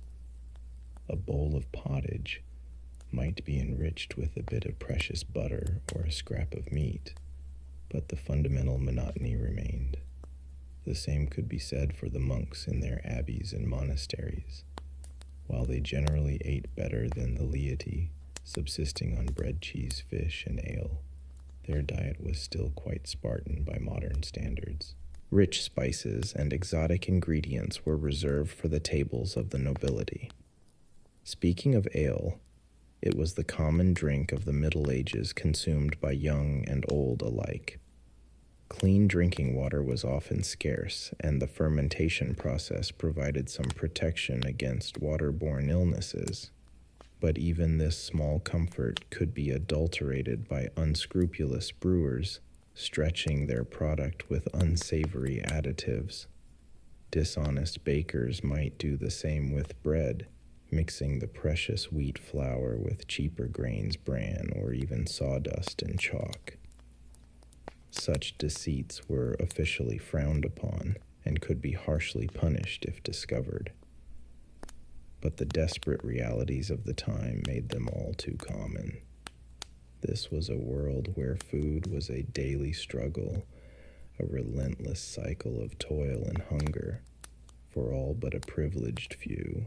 The nobles in their grand halls, dining on elaborately prepared dishes and fine wines, seemed to inhabit an entirely different plane of existence from the grimy, half-saint, starved peasants working their lands. It was a stark divide, one that bred resentment and sometimes open rebellion, but more often it bred a sort of grim resignation and acceptance that this was simply the way things were. A peasant's lot was to suffer and endure, to eke out a meager living from an unforgiving land, and hope for a better life in the hereafter. Yet even in the midst of such hardship, there were small moments of respite and celebration. Holidays and feast days provided brief glimpses of plenty, when even the poorest might enjoy a bit of meat or a sweet pastry. Weddings, christenings, and other milestones were marked with communal meals, a chance for neighbors to come together and share what little they had. These fleeting moments of conviviality made the hard times more bearable, a reminder that even in the face of great adversity, the human spirit could endure. And endure they did, these hard-bitten medieval folk. They bore their burdens with a stoicism and tenacity that's hard to fathom from our modern vantage point. They faced each day with grim determination, knowing that survival depended on their own hard work and cunning. In a world where starvation was always lurking just around the corner, there was no room for idleness or self-pity. Perhaps that's why tales of great feasts and fantastical foods held such appeal in medieval popular culture. In a society where hunger was the norm, stories of tables groaning under the weight of succulent meats, fresh fruits, and sweet delicacies offered a tantalizing escape from reality. Myths and legends often featured magical cauldrons that never ran empty or enchanted lands where no one ever went hungry. These fanciful tales spoke to a deep, unquenchable yearning for plenty in a world defined by scarcity. But while the medieval peasant might dream of such wonders, their daily reality remained one of unrelenting hardship. The specter of famine was never far away, ready to descend at the first sign of blight or drought. And even in good times, the diet of the common folk was woefully inadequate by modern nutritional standards, heavy on grains and light on pretty much everything else. It left much of the population malnourished and susceptible to disease. This chronic malnutrition had far-reaching effects on medieval society. It stunted growth, weakened immune systems, and made childbirth even more perilous than it already was. It sapped strength and vitality, leaving peasants ill-equipped to handle the backbreaking labor that was their lot in life, and it contributed to the general sense of misery and desperation that hung over so much of the medieval world like a pool. Yet despite it all, life went on. Crops were planted and harvested. Babies were born and raised, and the great wheel of existence kept turning. The medieval peasant might not have had much in the way of material comforts, but they had their faith, their family, and their community to sustain them. They found joy where they could in the simple pleasures of a warm fire on a cold night or a full belly after the harvest feast. And they endured season after brutal season with a resilience and fortitude that's hard not to admire. So the next time you sit down to a meal, take a moment to savor the incredible variety and abundance at your fingertips. Spare a thought for your medieval ancestors who lived and died by the whims of the harvest, and be grateful for the centuries of progress and plenty that separate us from those grim, hungry times. Because while the medieval peasant might have dreamed of a magical land of endless feasts, we're lucky enough to live in a world where that dream is tantalizingly close to reality, and that's a privilege we should never take for granted.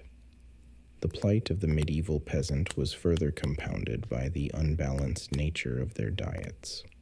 While the nobility feasted on a cornucopia of meats, fruits, and vegetables, the average serf subsisted on a mega fare dominated by grains.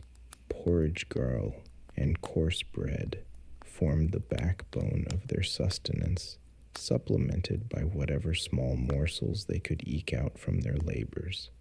A typical peasant family might count themselves fortunate to have a cow, a pig, or a small flock of chickens.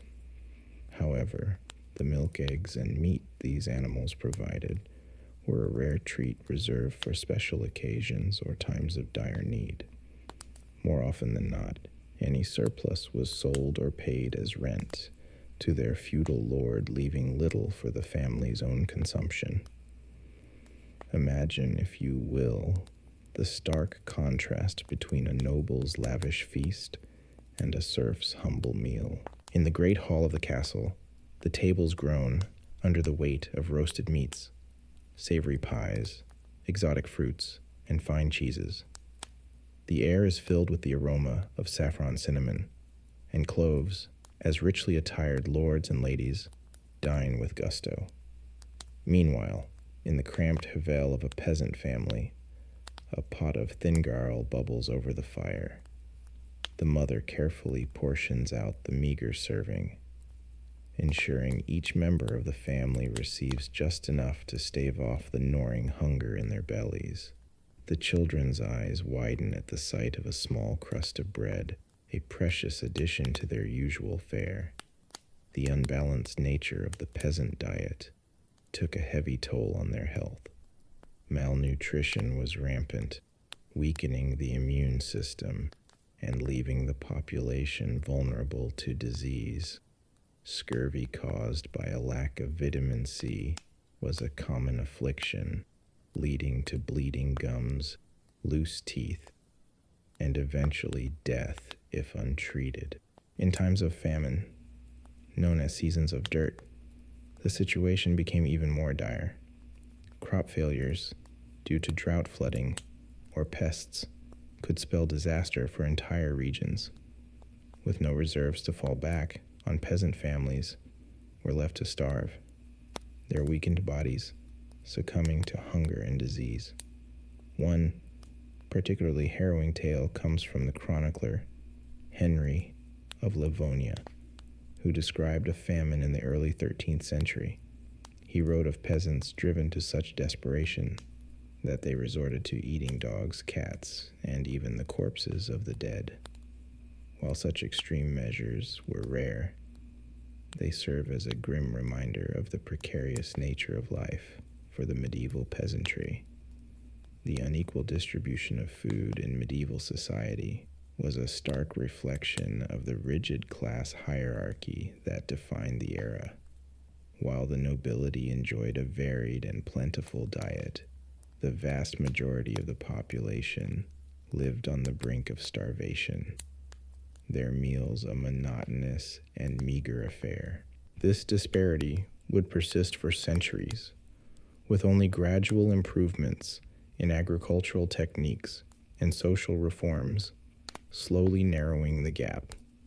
As we continue our journey through the culinary landscape of the Middle Ages, we turn our attention to another scourge that plagued the populace: adulterated food and drink. In a time before strict regulations and quality control, unscrupulous merchants and producers often resorted to cutting corners and deceiving their customers in the name of profit. One common target for adulteration was bread, a staple of the medieval diet. Bakers seeking to stretch their meager supplies of flour would mix in a variety of unsavory additives. Ground acorns, chalk sawdust, and even ground bones were among the fillers used to bulk up the loaves. The resulting bread was often dense, gritty, and lacking in both flavor and nutrition. Ale and wine, the favored drinks of the era, were also subject to tampering. In a time when clean drinking water was often scarce, these fermented beverages were seen as a safer alternative. However, unscrupulous brewers and inventors would often water down their products to increase their profits, resulting in weak, insipid drinks that did little to quench the thirst or lift the spirits. The story of Agnes, the Elu wife, illustrates the temptation to adulterate one's wares. Agnes, a widow struggling to make ends meet, relied on the meager profits from her small brewing operation to support herself and her children. One particularly lean year, with the price of grains soaring and her customers dwindling, Agnes made the fateful decision to water down her ale, stretching her limited supply to sell more volume. At first, her deception went unnoticed, and Agnes breathed a sigh of relief as the coins clinked into her purse. However, word soon spread of the weak, tasteless brew, and her once loyal customers began to seek out other alehouses. Agnes's reputation was ruined, and she was forced to close her doors, leaving her family to face an uncertain future. While medieval authorities did attempt to regulate the quality of food and drink, enforcement was often lax and inconsistent. The Assay of Bread and Ale, a 13th century English law, set strict standards for the weight and price of these staples, but bakers and brewers found creative ways to skirt the rules. Fines and public humiliation were common punishments for those caught adulterating their products. But the lure of easy profits often outweighed the risk of getting caught. The prevalence of adulterated food and drink in medieval society added yet another layer of misery to the already challenging lives of the common people.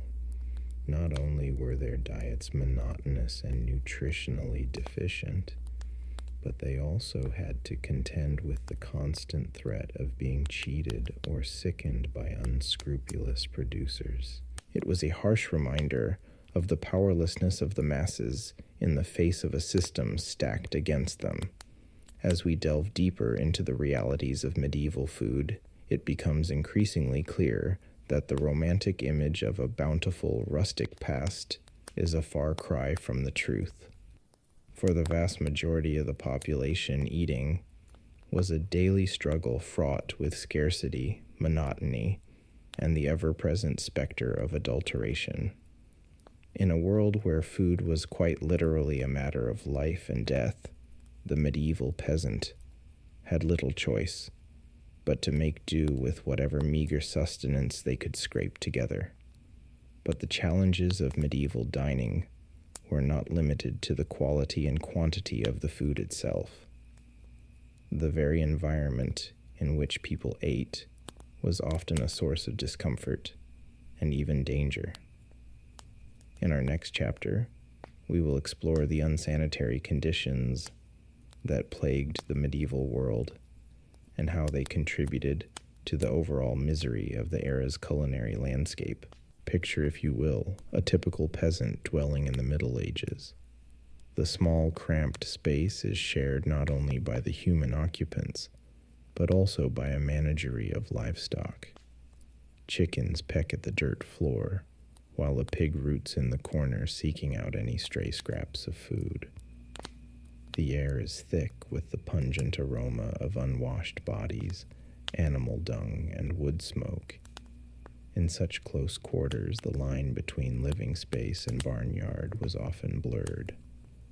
Livestock were kept indoors not only for their own safety, but also for the warmth they provided during the cold winter months. However, this practice came at a steep price in terms of sanitation and hygiene. Animal waste combined with the general lack of cleanliness created a breeding ground for disease. Flies buzzed incessantly, spreading filth and contamination from one surface to another. The very food that the peasants relied on for survival was often tainted by the unsanitary conditions in which it was prepared and consumed. The consequences of this lack of hygiene were dire. Digestive ailments, parasitic infections, and food poisoning were common occurrences, sapping the strength and vitality of the population. Even the highest echelons of society were not immune to the dangers of contaminated food, as the story of King John of England illustrates. In the year 1216, King John was on the move campaigning against rebel barons who sought to limit his power. During a stay at the town of Lynn, he indulged in a feast of peaches, a rare treat for the time. However, unbeknownst to the king, the peaches had been improperly stored and had begun to rot. Consumed by hunger and a love of exotic fruits, John ate his fill, only to fall violently ill shortly thereafter. Racked by dysentery and fever, the king's health rapidly deteriorated. He pressed on with his campaign, but his weakened state left him vulnerable to the elements. Crossing the treacherous tidal flats of the Wash, John's baggage train was lost to the rising waters, taking with it his crown jewels and other treasures. The king himself narrowly escaped with his life, but his days were numbered. Less than 2 weeks later, he succumbed to his illness, his reign cut short by a simple meal of tainted fruit. King John's fate, while perhaps more dramatic than most, was not uncommon in a world where food safety was a rare luxury. The medieval landscape was a veritable minefield of potential hazards. From spoiled meat to contaminated water sources, Even the air itself could be a source of danger. As the miasma theory of disease held sway, according to this belief, foul odor and bad air were the primary culprits behind the spread of illness. Medieval cities, with their narrow, winding streets and piles of festering garbage, were seen as particularly noxious environments. The stench of human waste, rotting food, and industrial pollution mingled together in a miasmatic brew that was believed to be the source of all manner of ailments. In reality, of course, it was the unsanitary conditions themselves that allowed disease to thrive. The Black Death, which wiped out an estimated 1/3 of Europe's population in the 14th century, was spread not by bad air, but by fleas infected with the bacterium Yinia pestis. The crowded, filthy conditions of medieval cities provided an ideal environment for the disease to take hold and spread like wildfire. The impact of unsanitary conditions on medieval food culture cannot be overstated. It was not merely a matter of unpleasant odor and occasional bouts of illness, but a pervasive and deadly threat that loomed over every meal. The simple act of eating, which we today take for granted as a pleasurable and nourishing experience, was fraught with danger and uncertainty for the average medieval peasant. In a world where even the most basic standards of hygiene were often lacking, food became not just a source of sustenance, but also a potential vector for disease and suffering. This, combined with the scarcity and monotony of the peasant diet, created a culinary landscape that was as bleak as it was unappetizing.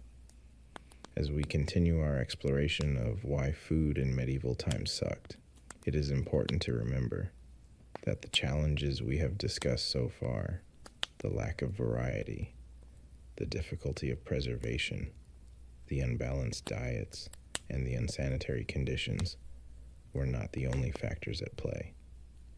In our next chapter, we will turn our attention to the role of the church in shaping the culinary habits of the time, and how religious doctrine often compounded the already considerable hardships faced by the average medieval diner. But first, let us take a moment to reflect on the incredible resilience and adaptability of our ancestors. In the face of unimaginable adversity, they found ways to survive and even thrive, leaving behind a legacy that continues to shape our world to this day. As we tuck into our own meals, let us spare a thought for the medieval peasant whose daily struggle for sustenance was a testament to the indomitable human spirit. For the medieval peasant, the hardships of daily life were compounded by the strict religious doctrines of the Catholic Church.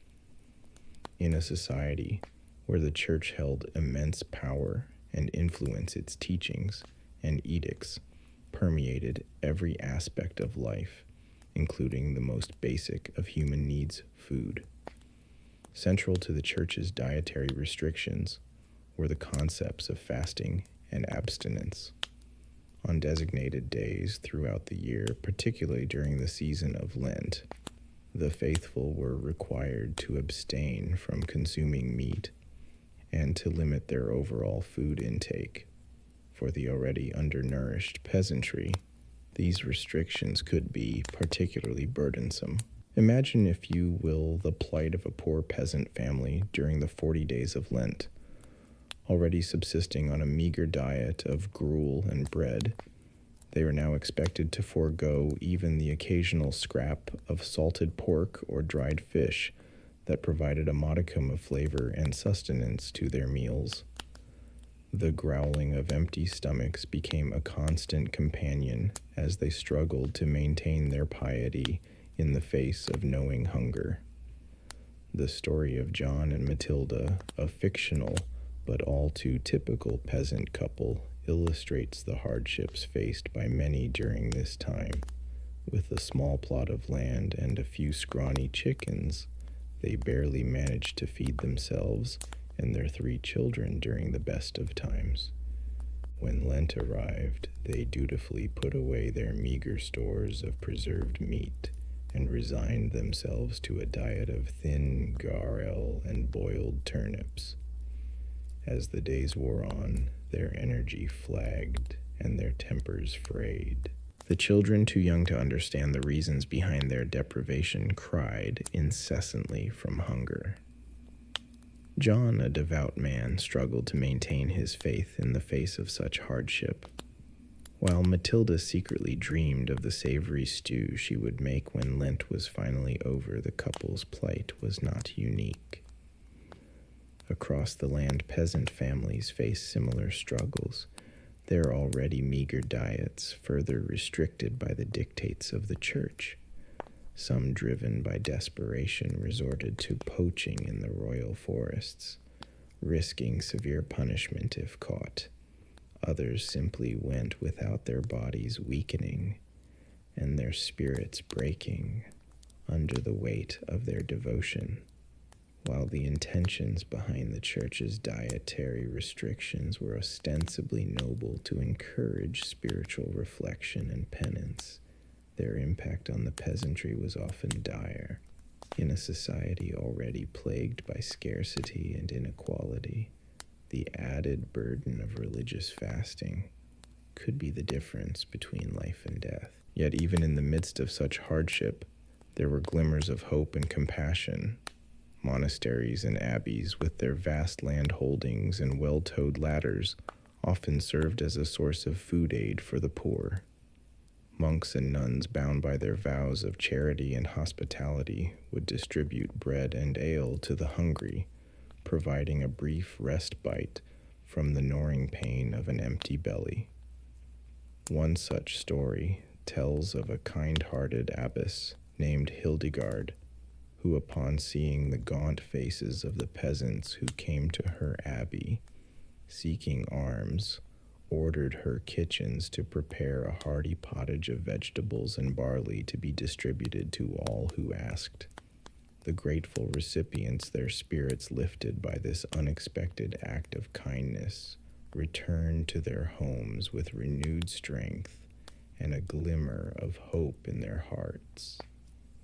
Such acts of compassion, however, were all too rare in a world where the divide between rich and poor was vast and unyielding. The church, for all its teachings of love and charity, was often complicit in maintaining the rigid social hierarchy that kept the peasantry in a state of perpetual poverty and hunger. As we reflect on the role of religion in shaping the culinary landscape of medieval Europe, it is important to recognize the complex interplay of faith power and social inequality that defined the era. For the peasantry, food was not merely a matter of sustenance, but a daily reminder of their place in a world where even the most basic of human needs could be subject to the whims of the powerful. In our final chapter, we will explore the concept of the medieval feast and how it served as a stark contrast to the daily realities faced by the common people. Through the lens of this lavish display of wealth and abundance, we will come to understand the true depths of the inequality that defined the era and the ways in which food served as both a source of nourishment and a symbol of social division. But first, let us pause for a moment and imagine ourselves in the place of the medieval peasant. Their hunger, a constant companion, and their faith tested by the unyielding dictates of the church. In their struggles and their resilience, we may find a deeper appreciation for the abundance and choice that we so often take for granted in our own lives. As we have seen, the life of a medieval peasant was one of constant hardship and deprivation, with food being a daily struggle rather than a source of pleasure or comfort. Yet in stark contrast to this bleak reality, There existed another world entirely, that of the royal feast. In the great halls of castles and palaces, the nobility would gather to indulge in lavish banquets that were a far cry from the meager fare of the common people. These feasts were not just a display of wealth and power, but also a symbol of the vast chasm that existed between the ruling class and the masses. Imagine, if you will, the scene of a grand medieval feast.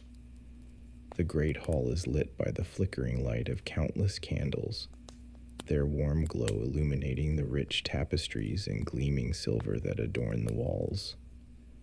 The tables are laden with a vast array of dishes, each more sumptuous than the last. At the center of the table sits a magnificent roasted boar, its crisp golden skin glistening with fat. Surrounding it are platters of roasted fowl, their succulent flesh stuffed with exotic spices and herbs.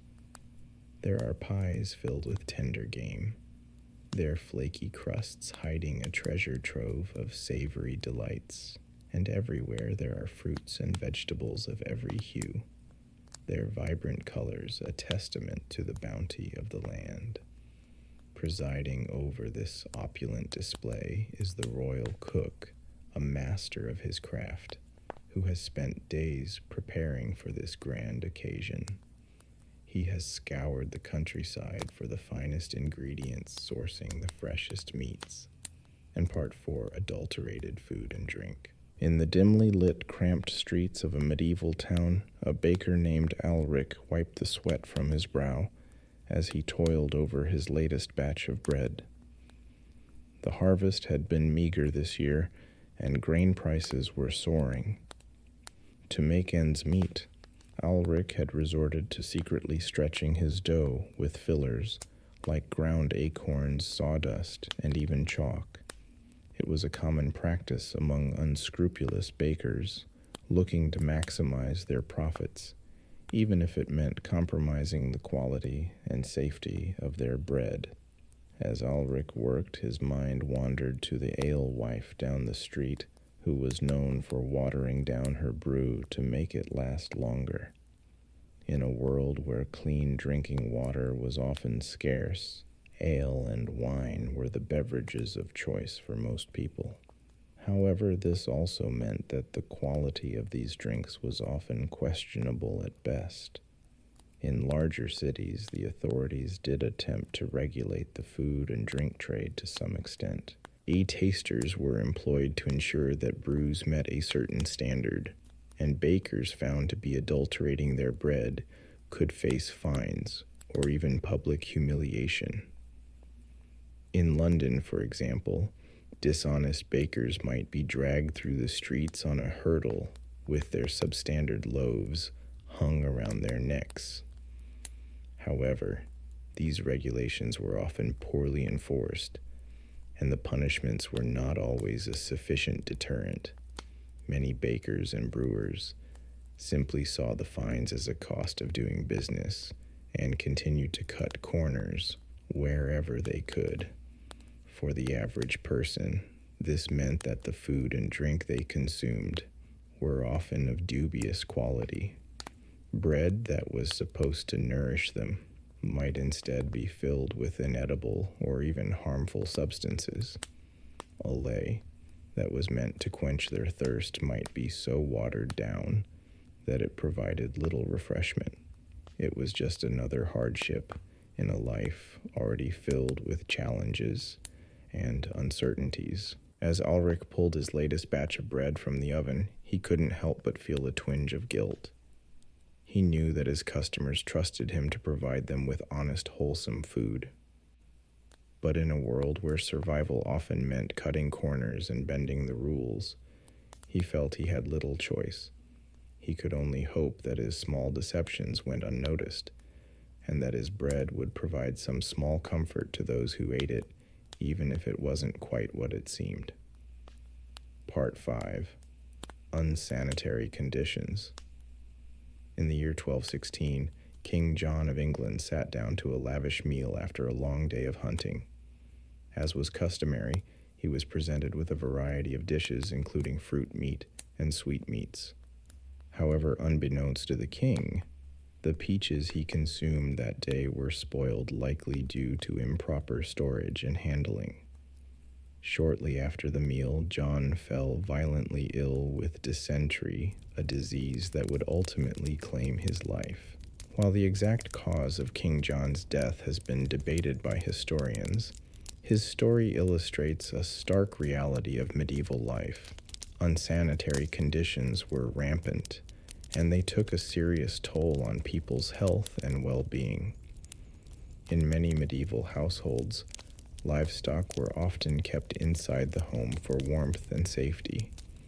While this arrangement provided some comfort and security, it also meant that homes were constantly contaminated with animal waste and vermin. Fleas, lice, and rats were common companions, spreading disease and making life miserable for the home's human occupants.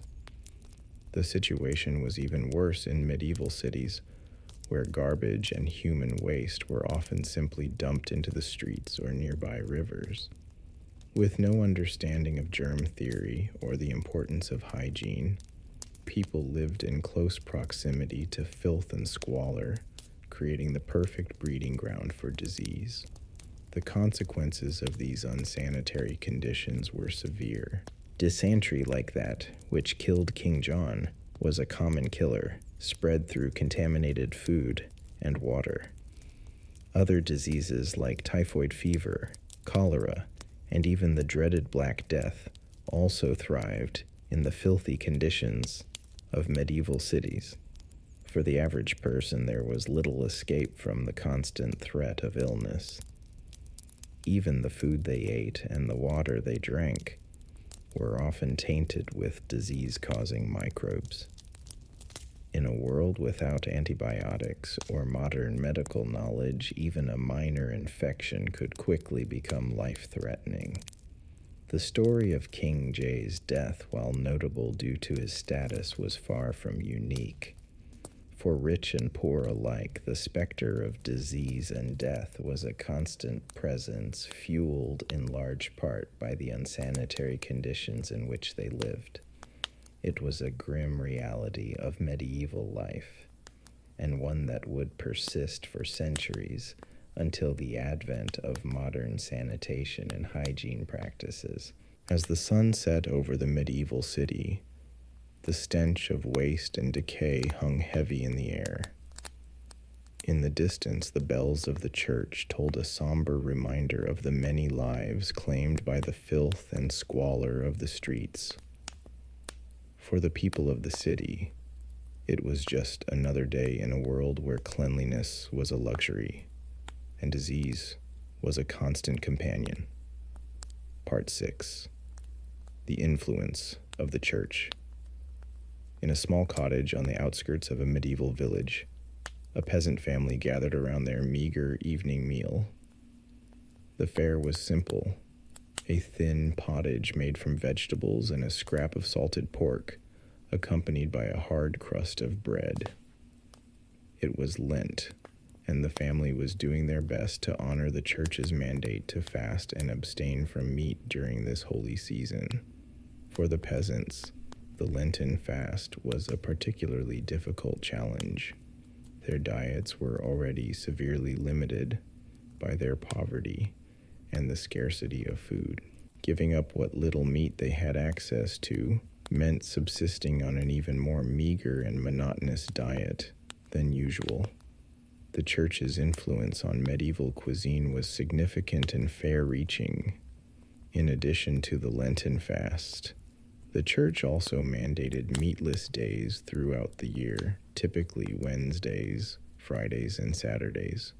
For the wealthy, these restrictions were an inconvenience, but for the poor, they could mean the difference between a full belly and hunger. Despite the hardships imposed by the church's dietary rules, there were some small consolations. Monasteries and abbeys often provided food aid to the hungry as a form of charity. Monks and nuns would distribute bread, ale, and sometimes even meat to the poor, particularly on holy days and festivals. However, this charity was not always enough to alleviate the suffering of the peasantry. In times of extreme scarcity, some peasants resorted to poaching game from the royal forests, risking severe punishments if caught. The church, in collaboration with the secular authorities, strictly enforced these hunting bans, viewing poaching as a sin against God and a crime against the king. As the peasant family finished their meager Lenten meal, they bowed their heads in prayer, thanking God for what little they had. They knew that the fast would not last forever, and that Easter would bring a brief respite from the monotony and scarcity of their diet. But they also knew that the church's influence on their daily lives would continue long after Lent had ended. The cycle of fasting and feasting, of scarcity and abundance, was woven into the very fabric of medieval life, shaping not only what people ate, but how they lived and worshipped. In the grand cathedrals and humble parish churches, the priests preached the virtues of fasting and self-denial. But for the peasants, these virtues were not a choice, but a necessity. They lived their lives in the shadow of the church, their stomachs growling with hunger as they prayed for a better world to come. Part 4. Adulterated food and drink. Even when food was available, there was no guarantee it would be wholesome or pure. In a world without industry regulations or safety standards, deception and corner cutting ran rampant. Imagine the plight of the humble baker eking out a living by selling his bread to the townsfolk. Desperate to stretch his meager supply of flour, he might resort to mixing in fillers like ground acorn sawdust or even chalk. While these additives may have bulked up the loaves, they certainly didn't make for a nutritious or appetizing meal. The bakers weren't the only culprits, though. Unscrupulous brewers and vendors were notorious for watering down their wares to maximize profits. In a time when clean drinking water was often scarce, people relied on ale and wine to quench their thirst. But the alcohol content of these beverages was often much lower than advertised, leaving the drinker unsatisfied and still parched. Picture an alewife in a bustling town surrounded by thirsty patrons clamoring for a pint. She ladles out the weak, watery brew with a guilty conscience, knowing that she's cheating her customers. But what choice does she have? The taxes are high, the grain is expensive, and she needs to make ends meet somehow. She silently thanks the heavens that most of her clientele are already too drunk to notice the deception. It wasn't all selfish greed driving these acts of food fraud, though. In a society plagued by scarcity and hunger, many people simply couldn't afford to be picky. They'd gladly accept a loaf of bread filled with sawdust over no bread at all. And when crops failed, and famine-struck people resorted to eating whatever they could get their hands on just to survive. Grass roots, even tree bark. Attempts were made by authorities to crack down on food adulterators. In England, the size of bread and ale in the 13th century set out harsh penalties for bakers and brewers caught cheating their customers. Fines, public humiliation, even corporal punishment awaited those who dared to tamper with the purity of the staples. But with limited means of enforcement and the constant pressure of scarcity, such laws did little to stem the tide of food fraud in the medieval world. So the next time you bite into a fresh, crusty baguette or sip a cool, crisp lager, take a moment to appreciate how far we've come. In our world of abundant food choices and stringent quality control, It's easy to forget that for our medieval ancestors, every morsel was a gamble, and a full belly was never a guarantee. Their daily sustenance was often as much a product of deception and desperation as it was of nourishment and pleasure. Part 5. Unsanitary conditions. Beyond the challenges of scarcity, spoilage, and adulteration, the people of the Middle Ages also had to contend with the ever-present specter of disease. In a world without germ theory or modern sanitation, food and water were often tainted with dangerous pathogens, turning every meal into a potential game of Russian roulette. The very living conditions of medieval people conspired against any notions of food safety. Many peasants shared their humble cottages with their livestock, with animals like cattle and chickens living under the same roof as the family. While this arrangement provided some warmth and security for the beasts, it also meant that animal waste and insects were a constant presence in the home, contaminating food, water, and surfaces. Cities were even worse, with narrow, filthy streets and crowded tenements, creating the perfect breeding grounds for disease. Garbage, human waste, and animal carcasses piled up in the gutters, tainting the air and seeping into the water supply. The stench alone would have been overwhelming. But the real danger lurked in the millions of microbes swarming on every surface. It's no wonder that medieval people had such short lifespans, with disease cutting down young and old alike. Even the nobility weren't immune, despite their superior living conditions. The tragic story of King John of England serves as a cautionary tale. In 1216, while on a military campaign, the king gorged himself on peaches and cider, only to fall violently ill and die a few days later. Chroniclers at the time attributed his death to gluttony, but modern historians suspect that the real culprit was more likely food poisoning from contaminated fruit. The greatest scourge of the medieval world, the Black Death, was in part enabled by the unsanitary conditions that people lived in. The plague was spread by rats and fleas, which thrived in the squalor of medieval cities and towns, with garbage and waste piling up and hygiene standards virtually non-existent.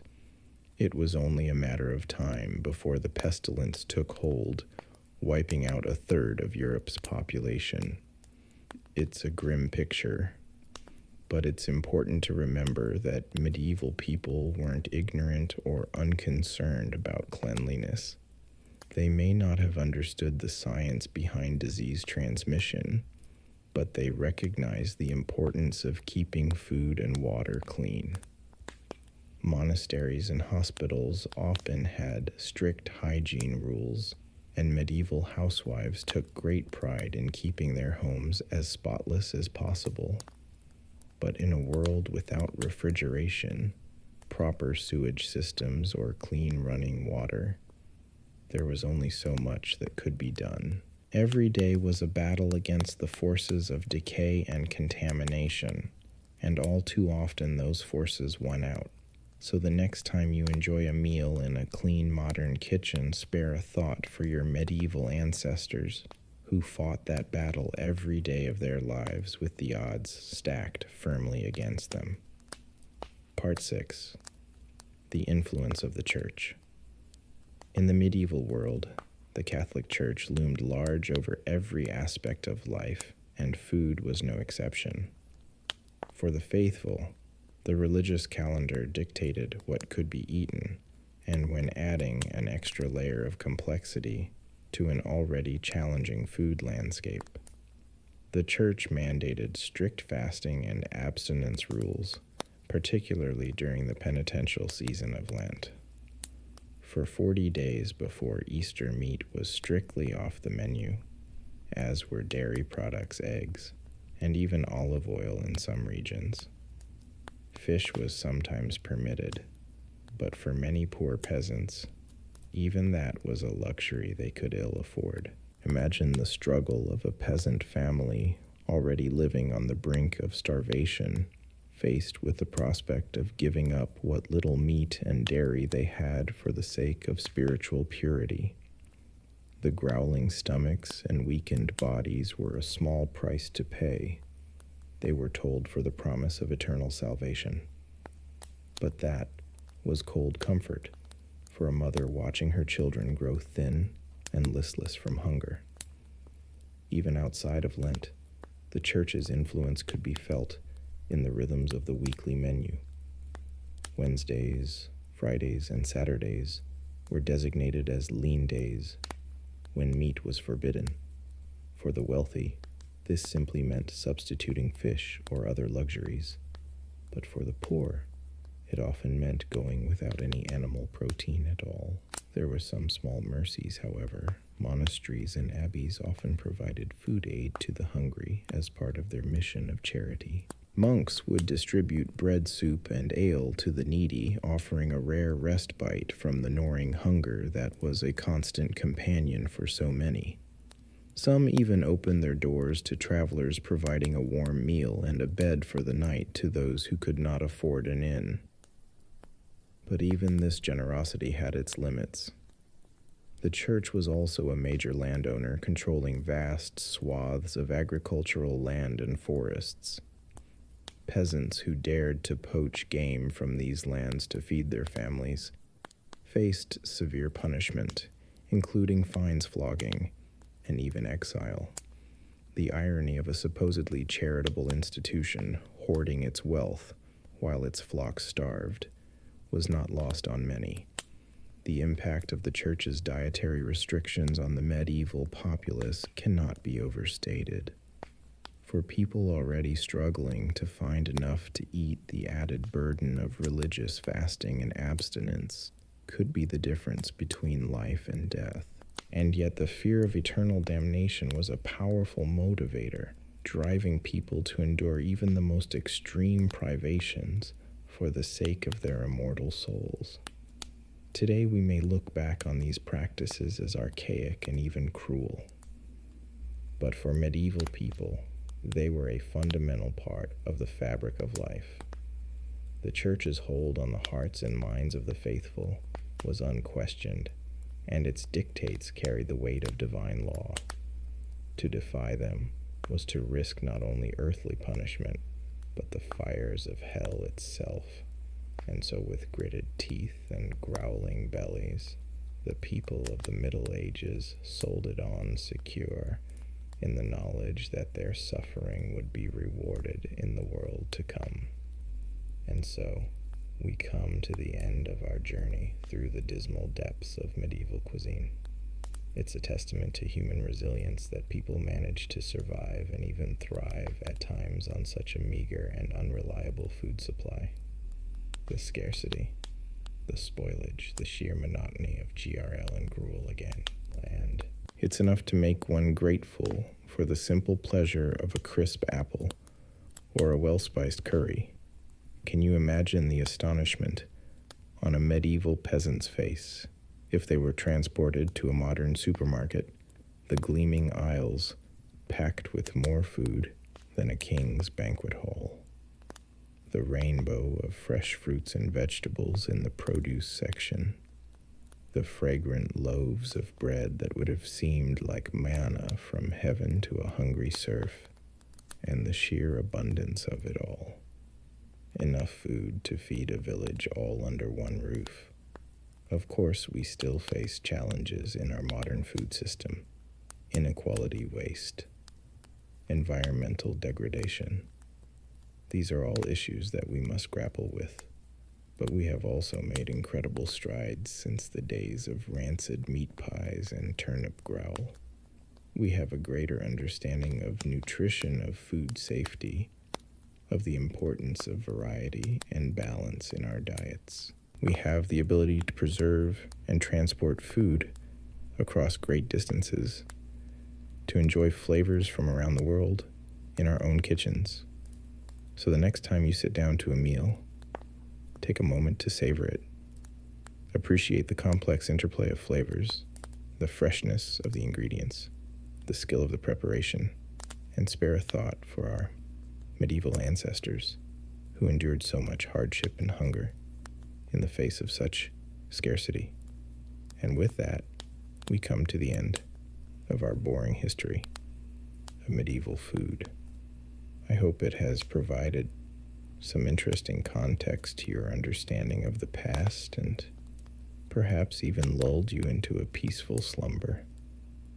If you enjoyed this video, please consider giving it a like and subscribing to the channel for more soporific historical content. Until next time, sweet dreams.